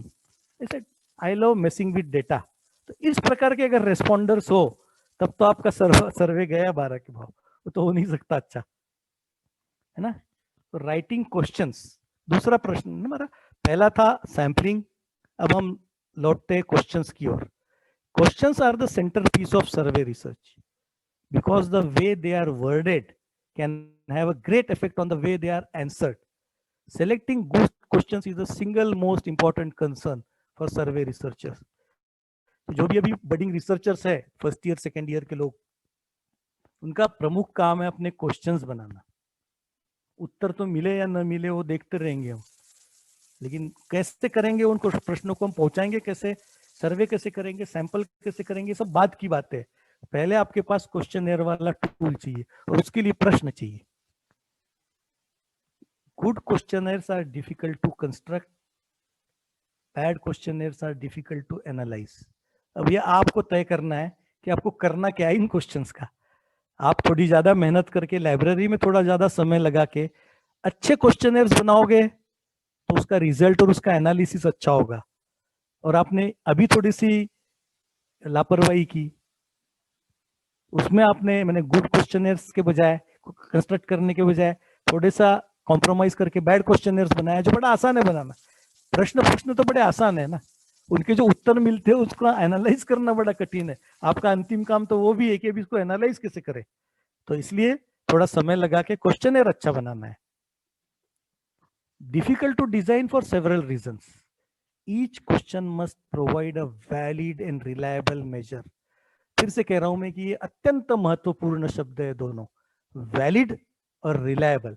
आपके प्रश्न, आपकी प्रश्नावली वैलिड है और रिलायबल है, यही पूछा जाएगा। एक आपको मैं किस्सा सुनाता हूँ। प्रकृति सबसे इंपॉर्टेंट सर्वे है शायद हम लोगों का, हम करते ही रहते प्रकृति के सर्वे। तो एक 100 करोड़ का प्रोजेक्ट हुआ इसी प्रकृति के आधार पर, लेकिन जब उसको खोजा गया कि जिसके आधार पर प्रकृति तय की गई थी, क्या वो क्वेश्चनर वैलिड है, क्या वो रिलायबल है? रिलायबल तो था, वैलिड है तो वैलिडिटी का बैक ट्रेसिंग किया गया तो मिला ही नहीं। रिलायबिलिटी के बारे में आपको मैं फिर से कहूँ, एक बहुत बड़ी संस्थान है, यही प्रकृति का सर्वे किया। 3 ही प्रश्न थे उसमें, हर प्रश्न के 3 उत्तर थे, जो या तो वात या पित्त या कफ के तरफ जाते थे। तो उसमें प्रश्न भी ऐसे थे ना, आप कितना सोते हो, बहुत ज्यादा, बहुत कम, मध्यम। कितना खाते हो, बहुत ज्यादा, बहुत कम, मध्यम। आपकी सेक्सुअल एपिटाइट कैसी है, बहुत ज्यादा, बहुत कम, मध्यम। ये पूरे के पूरे प्रश्न शास्त्र में से लिए गए, लेकिन उसका जब उत्तर निकला तो 97.8% लोग पित्त प्रकृति के पाए गए। बड़ी महत्वपूर्ण स्टडी है, पब्लिश स्टडी है, इंपॉर्टेंट ऑर्गेनाइजेशन की है, मॉडर्न मेडिसिन के हॉस्पिटल की है। तो ये सर्वे कहता है कि पॉपुलेशन में 97.8% पॉपुलेशन पित्त प्रकृति की है। तो उसमें गलती क्या हुई थी? उन्होंने 3 ही दिए थे ऑप्शंस, और मध्यम मध्यम सबने टिक किया। आप भी यही करोगे कि आप कितना खाते हो, बहुत ज्यादा, बहुत कम या मध्यम? मध्यम।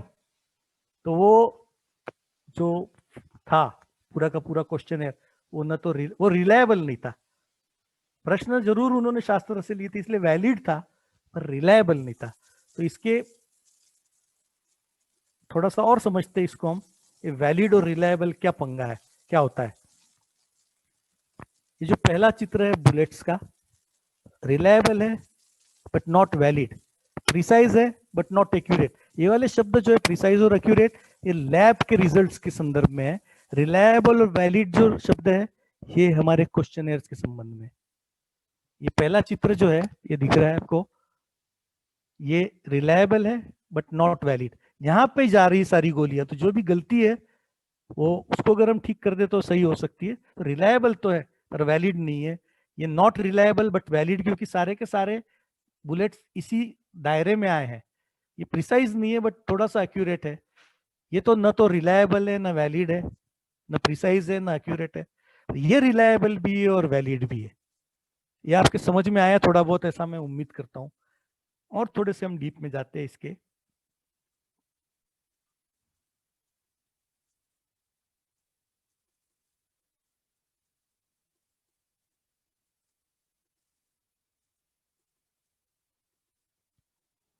ये आपने देखा होगा ना, ये वैलिड और रिलायबल थे दोनों दादियां, ठीक है। रिजल्ट सेटिस्फाई ऑब्जेक्टिव्स और रिजल्ट्स आर कंसिस्टेंट। जो हमारा ऑब्जेक्टिव है उसको सेटिस्फाई करते हैं रिजल्ट, तो वो वैलिड है। और जब वो कंसिस्टेंट है, बार बार वैसे ही आ रहे हैं, बार बार हम बुलसाई को हिट करेंगे, तो वो कंसिस्टेंट है।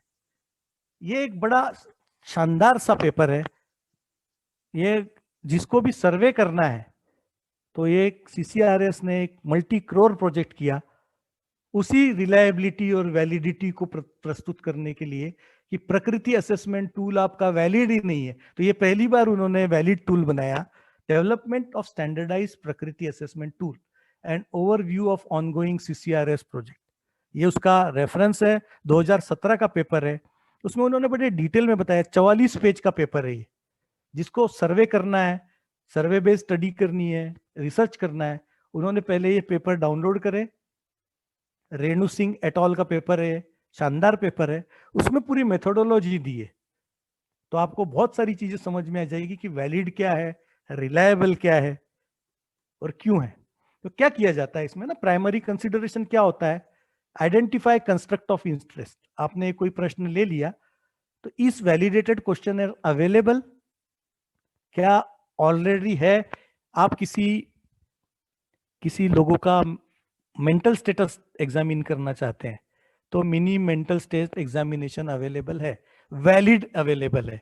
तो is validated question available, yes, but English में है, मुझे हिंदी में चाहिए, तो फिर आपको उसको ट्रांसलेट करना पड़ेगा।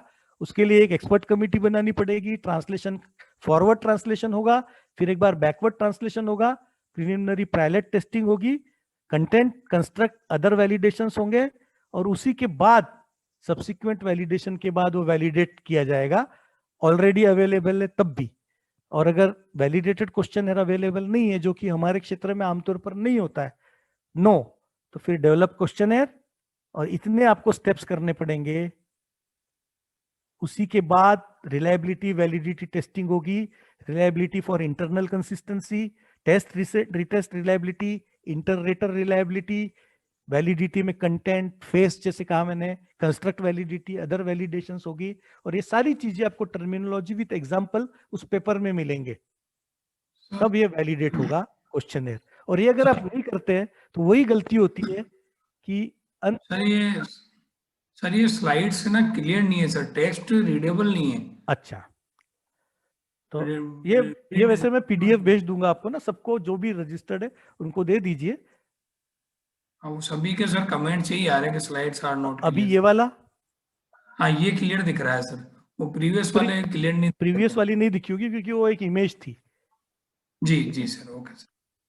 सारे स्लाइड्स ऐसे रहे तो फिर तो मैं कुछ नहीं कर सकता, तो वैलिड ही नहीं है फिर ये वाली तो ठीक है सर, ये वाली ठीक है।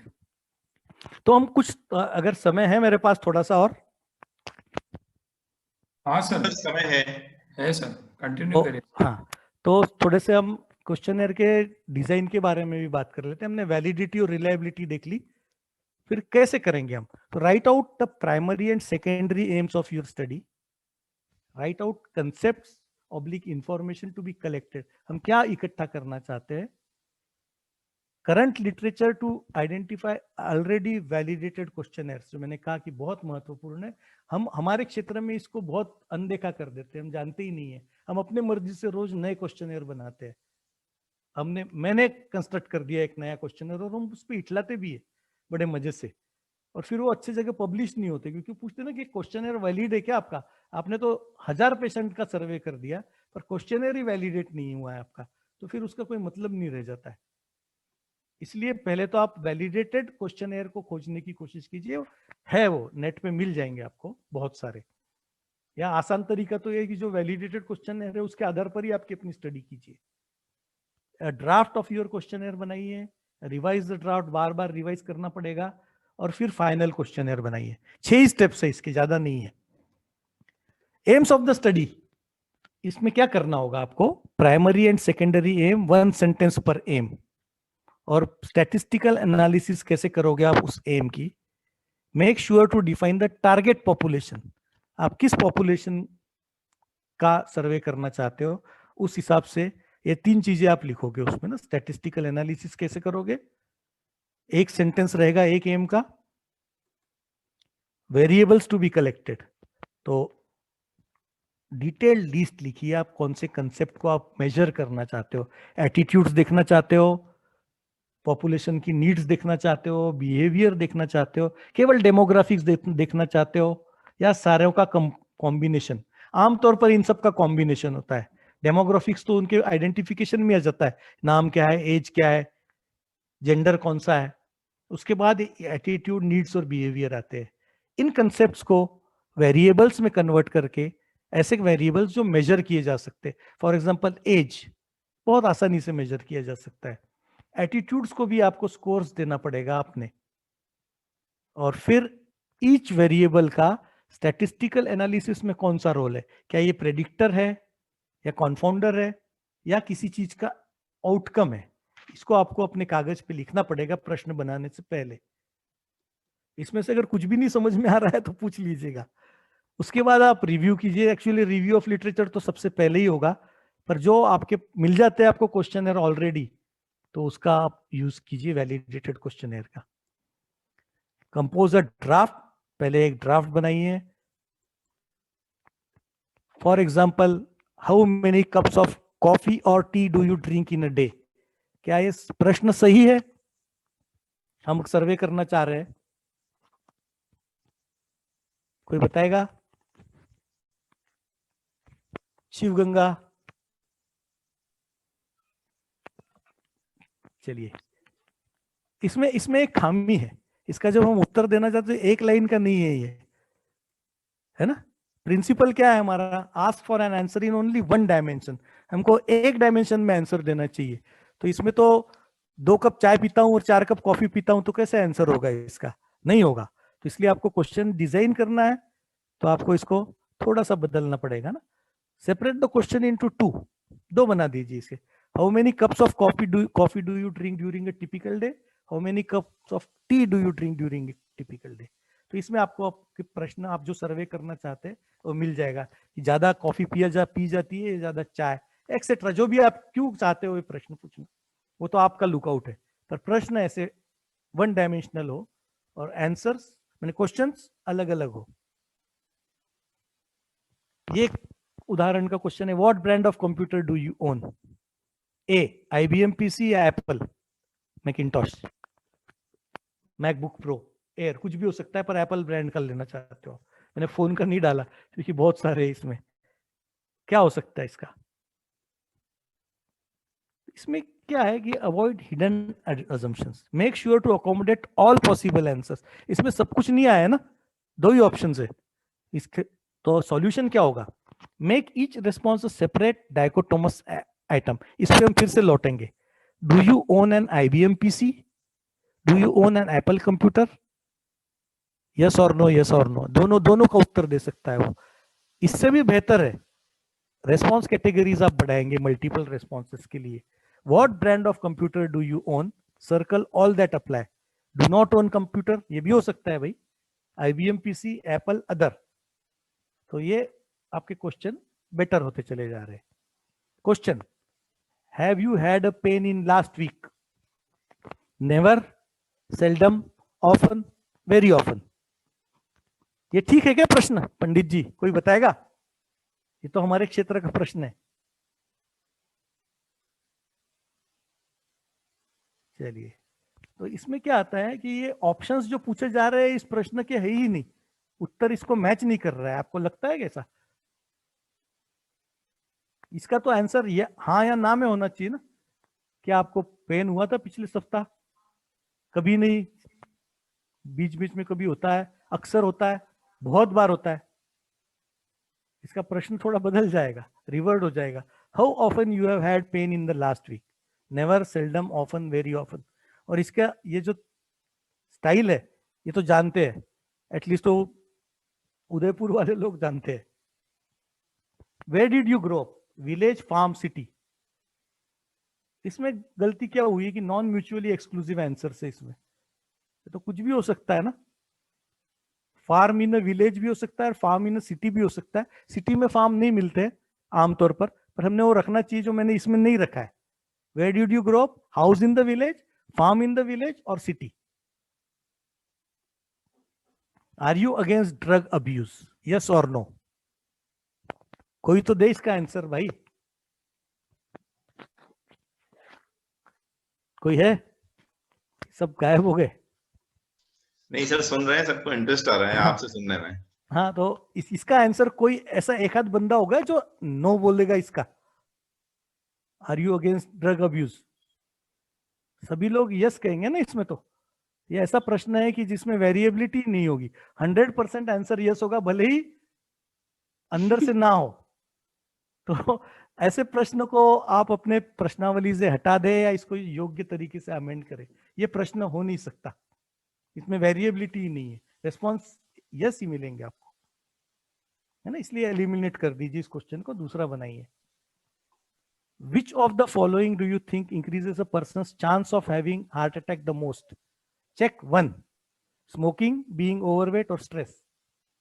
इसमें अव्याप्ति दोष है इस प्रश्न के उत्तरों में, है ना। तो इसको आपको दूसरे तरीके से सेट करना पड़ेगा। Which of the following increases the chance of having heart attack? Smoking, being overweight, stress. Yes, no, don't know. मुझे नहीं पता, पर हो सकता है कि ये भी हो। तो इससे आपको जो कुछ आप कलेक्ट करना चाहते हो सिर्फ चेक 1 से होगा नहीं, इस प्रकार से आपको बदलने पड़ेंगे options. Do you currently have a life insurance policy? Yes और no? If no, go to question 3। Second question है how much is your annual life insurance premium? इस प्रकार के क्वेश्चन बहुत केयरफुली करना चाहिए, पॉसिबल हो तो अवॉइड कीजिए क्योंकि ये कंफ्यूज करते हैं, पर ना हो तो बहुत अच्छे से बनाना चाहिए इसको, क्योंकि ये महत्वपूर्ण है कि ये क्वेश्चन आंसर ही नहीं देना है इसका। How much did you spend last year for life insurance? इसमें ये आ जाता है, राइट 0 इफ नन। तो आप रीड ड्राफ्ट कर सकते हो, पर नहीं करना है तो इस प्रकार से बन सकता है इसका, जिसको कहते हैं skip pattern.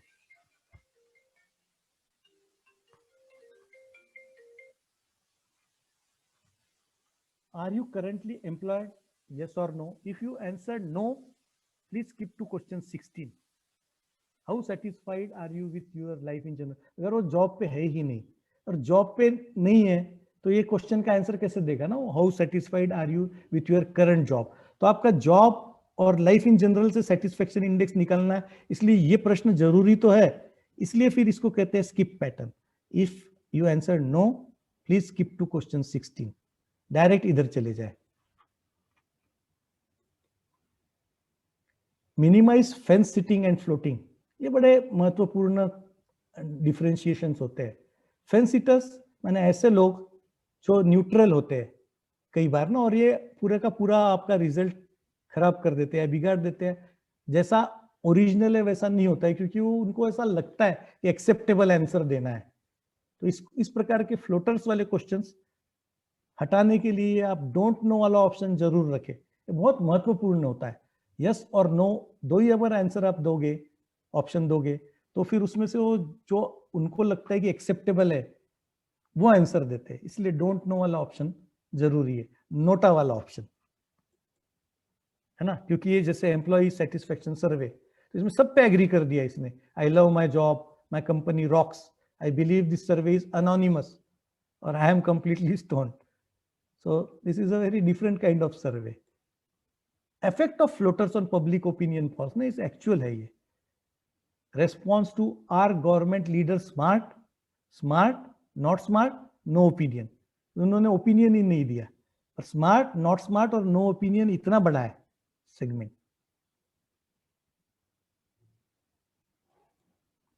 Combining questions in indexes, ये बहुत महत्वपूर्ण है। मैं सिर्फ इतना कह के, थोड़ा सा टाइम और है। सिंगल सेंटेंसेस, मैंने कई बार क्या होता है कि हम केवल एक क्वेश्चन, इतना सही नहीं होता है हमारा जो प्रॉब्लम होता है जिसपे हम सर्वे कर रहे हैं, वो एक बड़ा डिजीज इंडेक्स होता है, उसमें अनेक सारे साइंस एंड सिम्टम्स होते हैं। तो जिसको हम कहते हैं ना, जैसे पासी हो गया, स्किन इंडेक्स, तो हमको सोरियासिस के लिए पासी यूज करना होता है, तो हम सर्वे भी वैसा करेंगे। तो क्वेश्चंस को हम इंडेक्स में बांध देते हैं। ये बड़ा इंपॉर्टेंट टेक्नोलॉजी टेक्निक है, इसको ध्यान रखिए, इसका पर्याप्त उपयोग कीजिए। इंडेक्स और स्केल है ना, sum of average of responses to a set of questions about a concept. तो हमने 4, 5, 7, 8 क्वेश्चंस का इंडेक्स बनाया, और ये बहुत महत्वपूर्ण है। इसमें के बहुत सारी चीजें अवेलेबल है नेट पे, जैसे ये है ना, short form center for epidemiologic studies depression index, CESD, important index है, इतने से ही क्वेश्चन है, पर इन सब का मिला जुला स्वरूप मिला के एक स्कोर बनता है और उस स्कोर के आधार पर वो सर्वे कंप्लीट होता है, उसके एनालिसिस होती है ना। नेवर को एक एक दे दिया है, सम ऑफ द टाइम को 2-2, मोस्ट ऑफ द टाइम को 3 है। इन सब का टोटल स्कोर मिला के एक डायग्नोसिस बनता है। ऐसे इंडेक्सेस आपने देखे होंगे, आप सर्च करोगे तो और आपको मिलेंगे बहुत सारे। तो इंडेक्सेस बेस्ड सर्वे बड़ा महत्वपूर्ण एंगल है सर्वेस का, इस पे भी ध्यान दीजिए और यूज कीजिए। क्वेश्चनर डिजाइन में कैसे होते हैं? स्ट्रक्चर्ड फिक्स्ड रिस्पॉन्स होते हैं, है ना, close set of responses. Do you have a driver's license? Yes, no. Which subject do you enjoy most at college? पदार्थ विज्ञान, रोग निदान, शल्य, पॉलिटिक्स, कुछ भी हो सकता है। तो एक ही लेकिन आंसर होगा। How much hours a day do you spend in self study?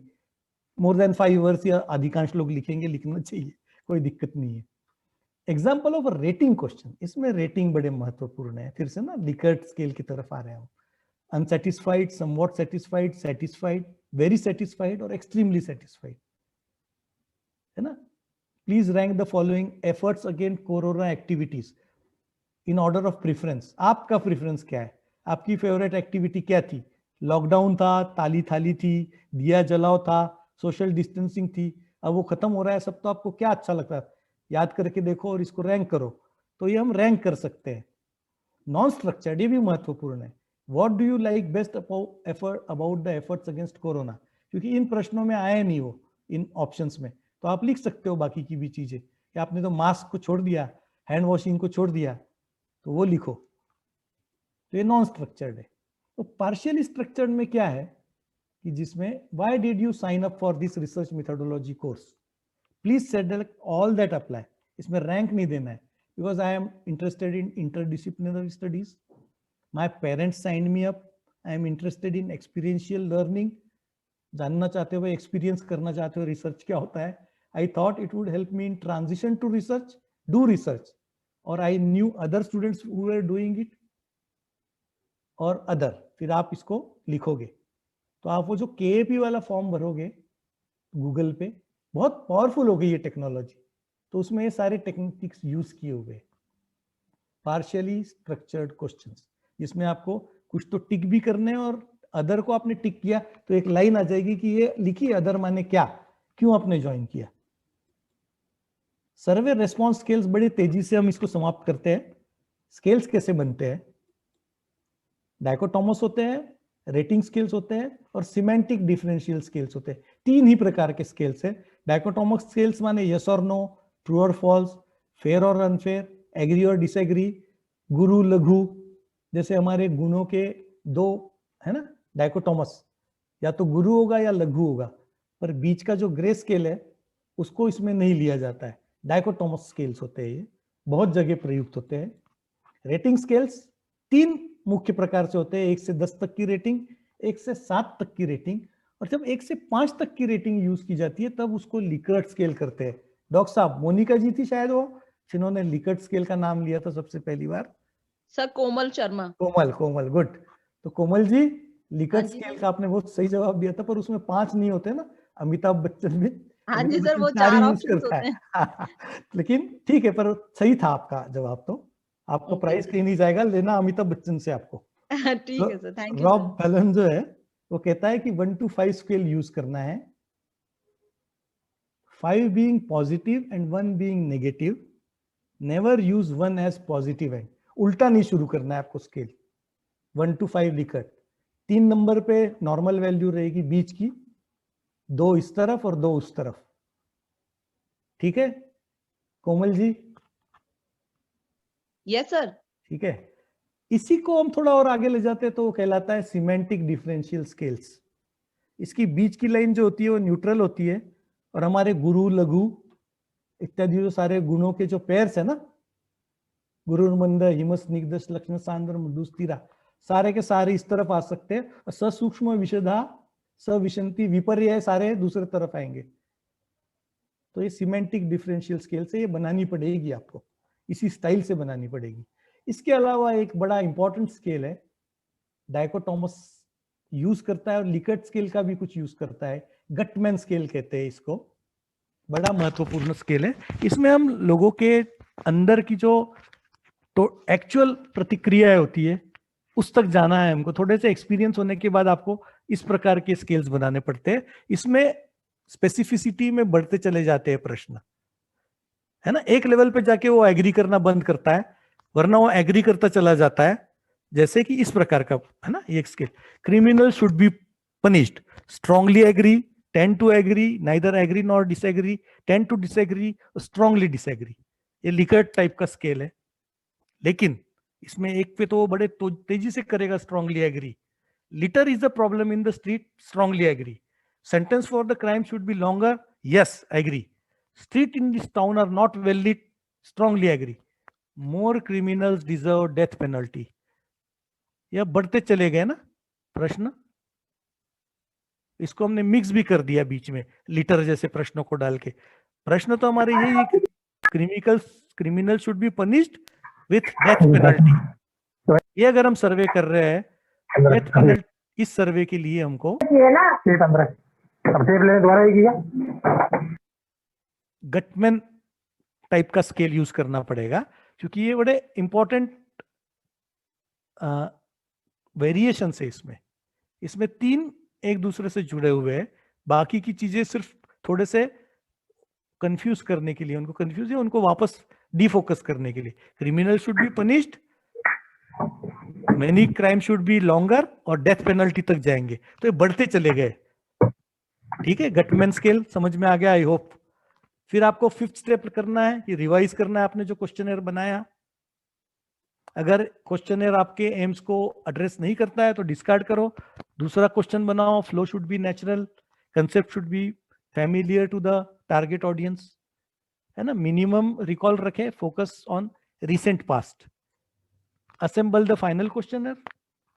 surveymonkey.com है, एडोबी लाइफ साइकिल डिजाइनर है, जीसीआरसी असिस्टेंस मिल सकता है आजकल। क्वेश्चन प्रो करके बड़ा अच्छा है, फ्री है। गूगल डॉक्स, गूगल फॉर्म्स अगर आप यूज करते हो, नहीं करते हो तो बहुत गलती कर रहे हो, तुरंत उसको यूज करना शुरू करें। बहुत शानदार कंसेप्ट है गूगल का।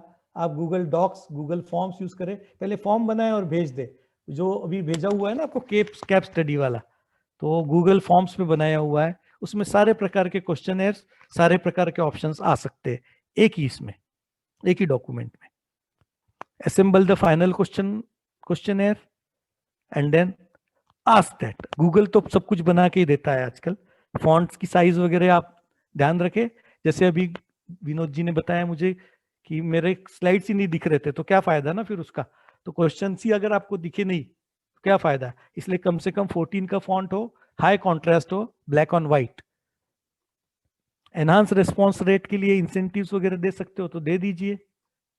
नॉन रिस्पॉन्डर्स को कोशिश करे कि ट्रैक करे और फिर से उनको फोन करे, तो 2-3 बार फोन करने पे रिस्पॉन्डर्स रिस्पॉन्ड कर देते हैं, है ना। कंक्लूजन क्या है?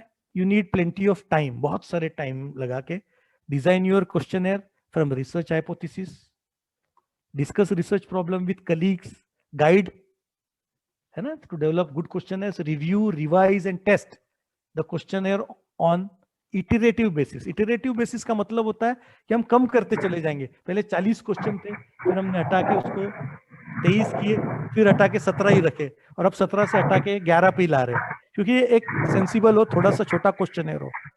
Examiner the questionnaire as a whole for flow and presentation. एक ये आपको एग्जाम्पल दे रहा हूं जो हमने सर्वे बेस्ड इंटरवेंशनल स्टडी की थी, उसमें सर्वे का बहुत बड़ा रोल था।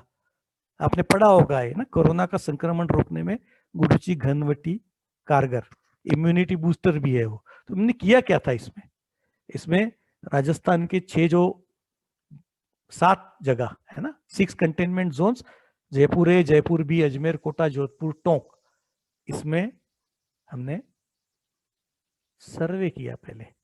और सर्वे कैसे किया ना, जब आप नाम ही सुन रहे हो, कंटेनमेंट जोन है, रेड जोन है। जयपुर के सांगानेरी गेट से बाहर नहीं निकल पा रहे थे हम, नेशनल इंस्टीट्यूट ऑफ आयुर्वेद तक बंद था, लॉकडाउन था, तब कैसे करते उन दिनों में ना सर्वे भी। तो फिर ये उसका डाटा है, इस पे नहीं जाता हूं मैं आपको सिर्फ ये बताना चाहता हूँ कि हमने एक मोबाइल ऐप बनाया है, ये वाला टेक्नोलॉजी की बात, पेशेंट डायरी।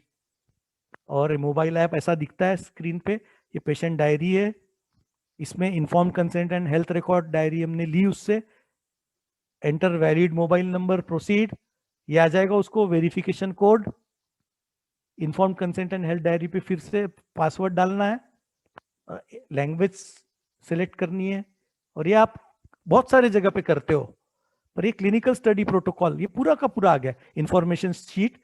और जो मैं आपको बताना चाह रहा हूँ यस नो टाइप के क्वेश्चन है इसमें, I confirm that I read, I understand this, तो यस, इसमें ऑप्शन ही नहीं है, डायकोटोमस ही है क्वेश्चन सबके yes yes yes.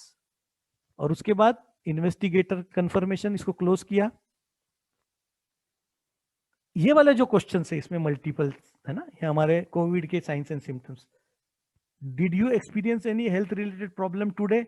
If yes, select the problem from below symptoms: fever, running nose, cough, headache, weakness, difficulty in breathing, etc. etc. इसके basis पे ये सर्वे हुआ है। और ड्रॉप डाउन लिस्ट भी है। If yes, which test was advised? इसमें RTPCR negative आई या पॉजिटिव आई? नेगेटिव है ना, कोविड-19 की टेस्ट थी वो नेगेटिव थी। ये सारे एक दूसरे से लिंक्ड क्वेश्चनर है, बड़े आसान है, 2 मिनट के अंदर पूरा कंप्लीट। और इतना सारा हमने डाटा इकट्ठा कर लिया है ना। तो ये वाला भी प्रश्न है फिर आपसे, sampling used in guduchi study was, हमने 2 ग्रुप बनाए थे, एक है ना इसमें ये पेशेंट्स नहीं, पार्टिसिपेंट्स, और फिर उनको हमने गुडुची घनवटी दी 45 दिन तक, और उन्हीं से हमने दूसरे लोगों के, उनके परिवार के लोगों को भी रजिस्टर करवाया, और उनको 45 दिन खत्म होने के बाद गुडुची घनवटी दी। तो ये किस प्रकार के सैंपलिंग थी, कोई बताएगा? कोमल? वेरी गुड, शाबाश कोमल, तुम मुझसे ही ले सकती हो कुछ प्राइस ना, एक कैडबरी तो दे दूंगा मैं आपको, कभी जयपुर से है ना, जयपुर आओ या बताना मुझे एड्रेस, मैं कुरियर करवा दूंगा। वेरी गुड, वेरी हैप्पी है ना। गुडुची सीरीज में हमने स्नोबॉल टेक्निक यूज किया, ठीक है, ये आया भी आंसर। ये आयुष संजीवनी ऐप को भी आप जानते हो, सभी लोग जानते हैं। तो ये एक सर्वे ही है बहुत बड़ा, मल्टीपल सर्वे है, ओमनिबस सर्वे। आरोग्य सेतु है ना, संजीवनी की बात आप अगर आप जाना चाहते हो एयरपोर्ट पे तो बिना आरोग्य सेतु के जाने ही नहीं देते। ये भी आपका ओमनिबस सर्वे है, इसमें बहुत सारी जानकारी इकट्ठी की जा रही है, केवल इतनी नहीं कि आप कोविड-19 पॉजिटिव हो या नहीं हो, है ना। ब्लूटूथ बेस्ड कोविड-19, ये सारे टेक्नोलॉजी उपलब्ध है और आप भी यूज कर सकते हो। एक बड़ा इंटरेस्टिंग पेपर है ये आयुष संजीवनी पे, मोबाइल ऐप पे, और ये कुछ एडवांटेजेस और डिसएडवांटेजेस है सर्वेस के।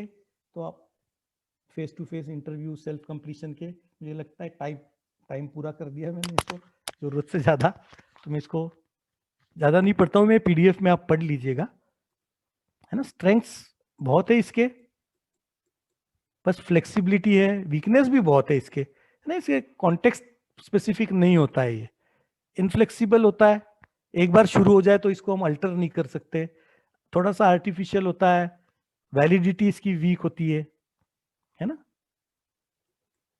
और इंडिविजुअल पीपल नहीं होते इसके एनालिसिस के।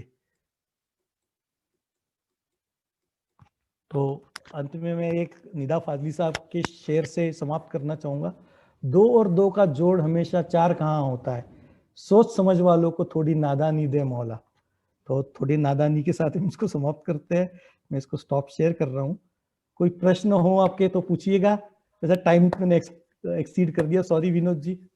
नहीं सर, नहीं सर, मुझे लगता है कि थोड़ा हैंड्स ऑन बताने की कोशिश की, जी सर। बहुत सारी चीजें छोड़ दी है, वैलिडिटी, रिलायबिलिटी। मैं निवेदन करूंगा महेश जी सर से, आप सब प्रबुद्ध जनों से, कि सिर्फ इन टॉपिक्स पे भी आप, मैंने सुप्रिया भालेराव जैसे लोग हैं आपके पास उपलब्ध, तो आप उनका सदुपयोग कीजिए, और सिर्फ रिलायबिलिटी और validity, how to do that. और वो जो मैंने पेपर बताया आपको, उसको जरूर चेक कीजिए ना, CCRS का पेपर 2017 का, प्रकृति का वैलिडेशन क्वेश्चनर टूल ही है वो, और हम यूज भी करते खूब। प्रश्न जो बचे हुए आपके, जी सर, कुछ है अपने पास समय प्रश्नों का? हाँ है सर, बिल्कुल है। ठीक, राकेश जी सर, डायरेक्टर बिल्कुल सर, हाँ बहुत बहुत बढ़िया। मैं अब विनोद जी से आग्रह करूंगा वो क्वेश्चन आंसर सेशन प्रारंभ करें।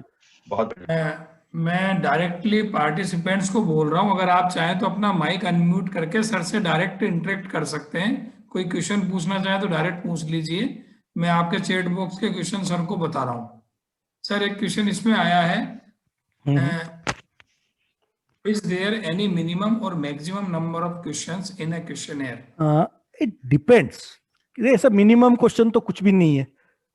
आप एक रीजनेबल हो कि कितना वो पचा पा रहा है आपका, आप जिससे पूछ रहे हो क्वेश्चन, तो आपका कंपल्सिव पेशेंट ही है जिसकी प्रकृति परीक्षण ही करनी है, तो वो तो 45 मिनट्स की क्वेश्चन है, 45 मिनट मिनिमम।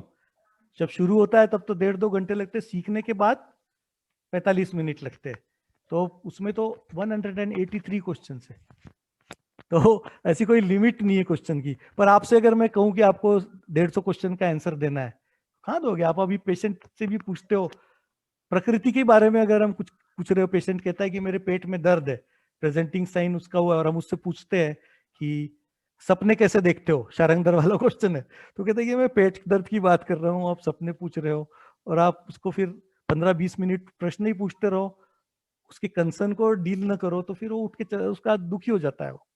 तो आपको तो 4, 5, 8, 10 प्रश्न जितने आप समझ पाओ, तो आपका जो रिसर्च क्वेश्चन है उसको आंसर करने जितने क्वेश्चंस पूछने चाहिए, ऐसी कोई लिमिट नहीं है क्वेश्चनर में। 3-4 पेज का क्वेश्चनर सफिशिएंट होता है। अच्छा जी sir, explain about open and closed questions. Open, पहले क्लोज क्वेश्चंस के बारे में जान लेना। जैसे मैंने कहा यस एंड नो टाइप के जो आंसर्स जिसमें होते हैं, डाइकोटोमस आंसर्स होते हैं, जिसके स्पेसिफिक आंसर्स होते हैं कि इनमें से आपको कौन सी चीज अच्छी लगती है, स्पेसिफिक आंसर है ABCD, तो वो हो गया क्लोज्ड क्वेश्चन। और उसमें आपने अदर का ऑप्शन दे दिया एक कि इनमें से तो नहीं है पर अदर्स है, और लाइन दे दी कि इसमें अब आप लिखो, तो वो ओपन एंडेड है, खुला हुआ है, आपकी मर्जी। आपको उपरोक्त तो कुछ भी नहीं, मुझे तो ये अच्छा लगता है, ऐसा आपने लिखा, आपने ऑप्शन दिया है, तो वो ओपन एंडेड क्वेश्चन है। जी when the sample size is large, yes oblique no, माने ये क्वेश्चन सही नहीं, क्वेश्चन नहीं समझा मुझे।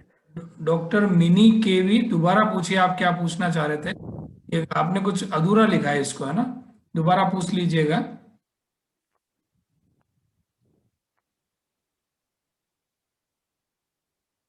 और किसी का कोई क्वेश्चन हो तो आप डायरेक्ट अपना माइक अनम्यूट करके पूछ सकते हैं। Sample size actually statistical analysis के लिए महत्वपूर्ण है। जो सैंपल साइज अगर छोटा हो तो वैलिड नहीं होंगे उसके आंसर्स, उसका जो हम एनालिसिस कर रहे हैं स्टैटिस्टिकली वैलिड नहीं होगा, तो सब कुछ डस्टबिन में चला जाता है। जो अभी ये जो लड़ाई चल रही है वैक्सीन के बारे में भी 97.5% पे भी लोग सेटिस्फाइड नहीं है, और लार्जर सैंपल होता तो फिर वो उसकी एफिकेसी सेटिस्फैक्टरी होती, 99 तक चले जाता तो सेटिस्फैक्टरी होती।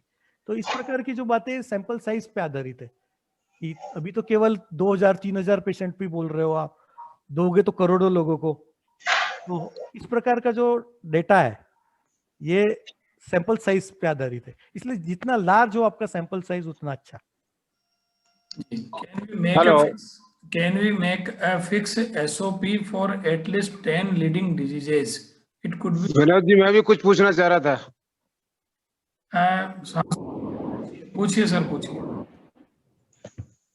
हाँ, डॉक्टर रामावतार शर्मा, वरिष्ठ आयुर्वेद चिकित्सा अधिकारी। डॉक्टर पवन जी से मेरा प्रश्न है। हाँ जी रामावतार जी।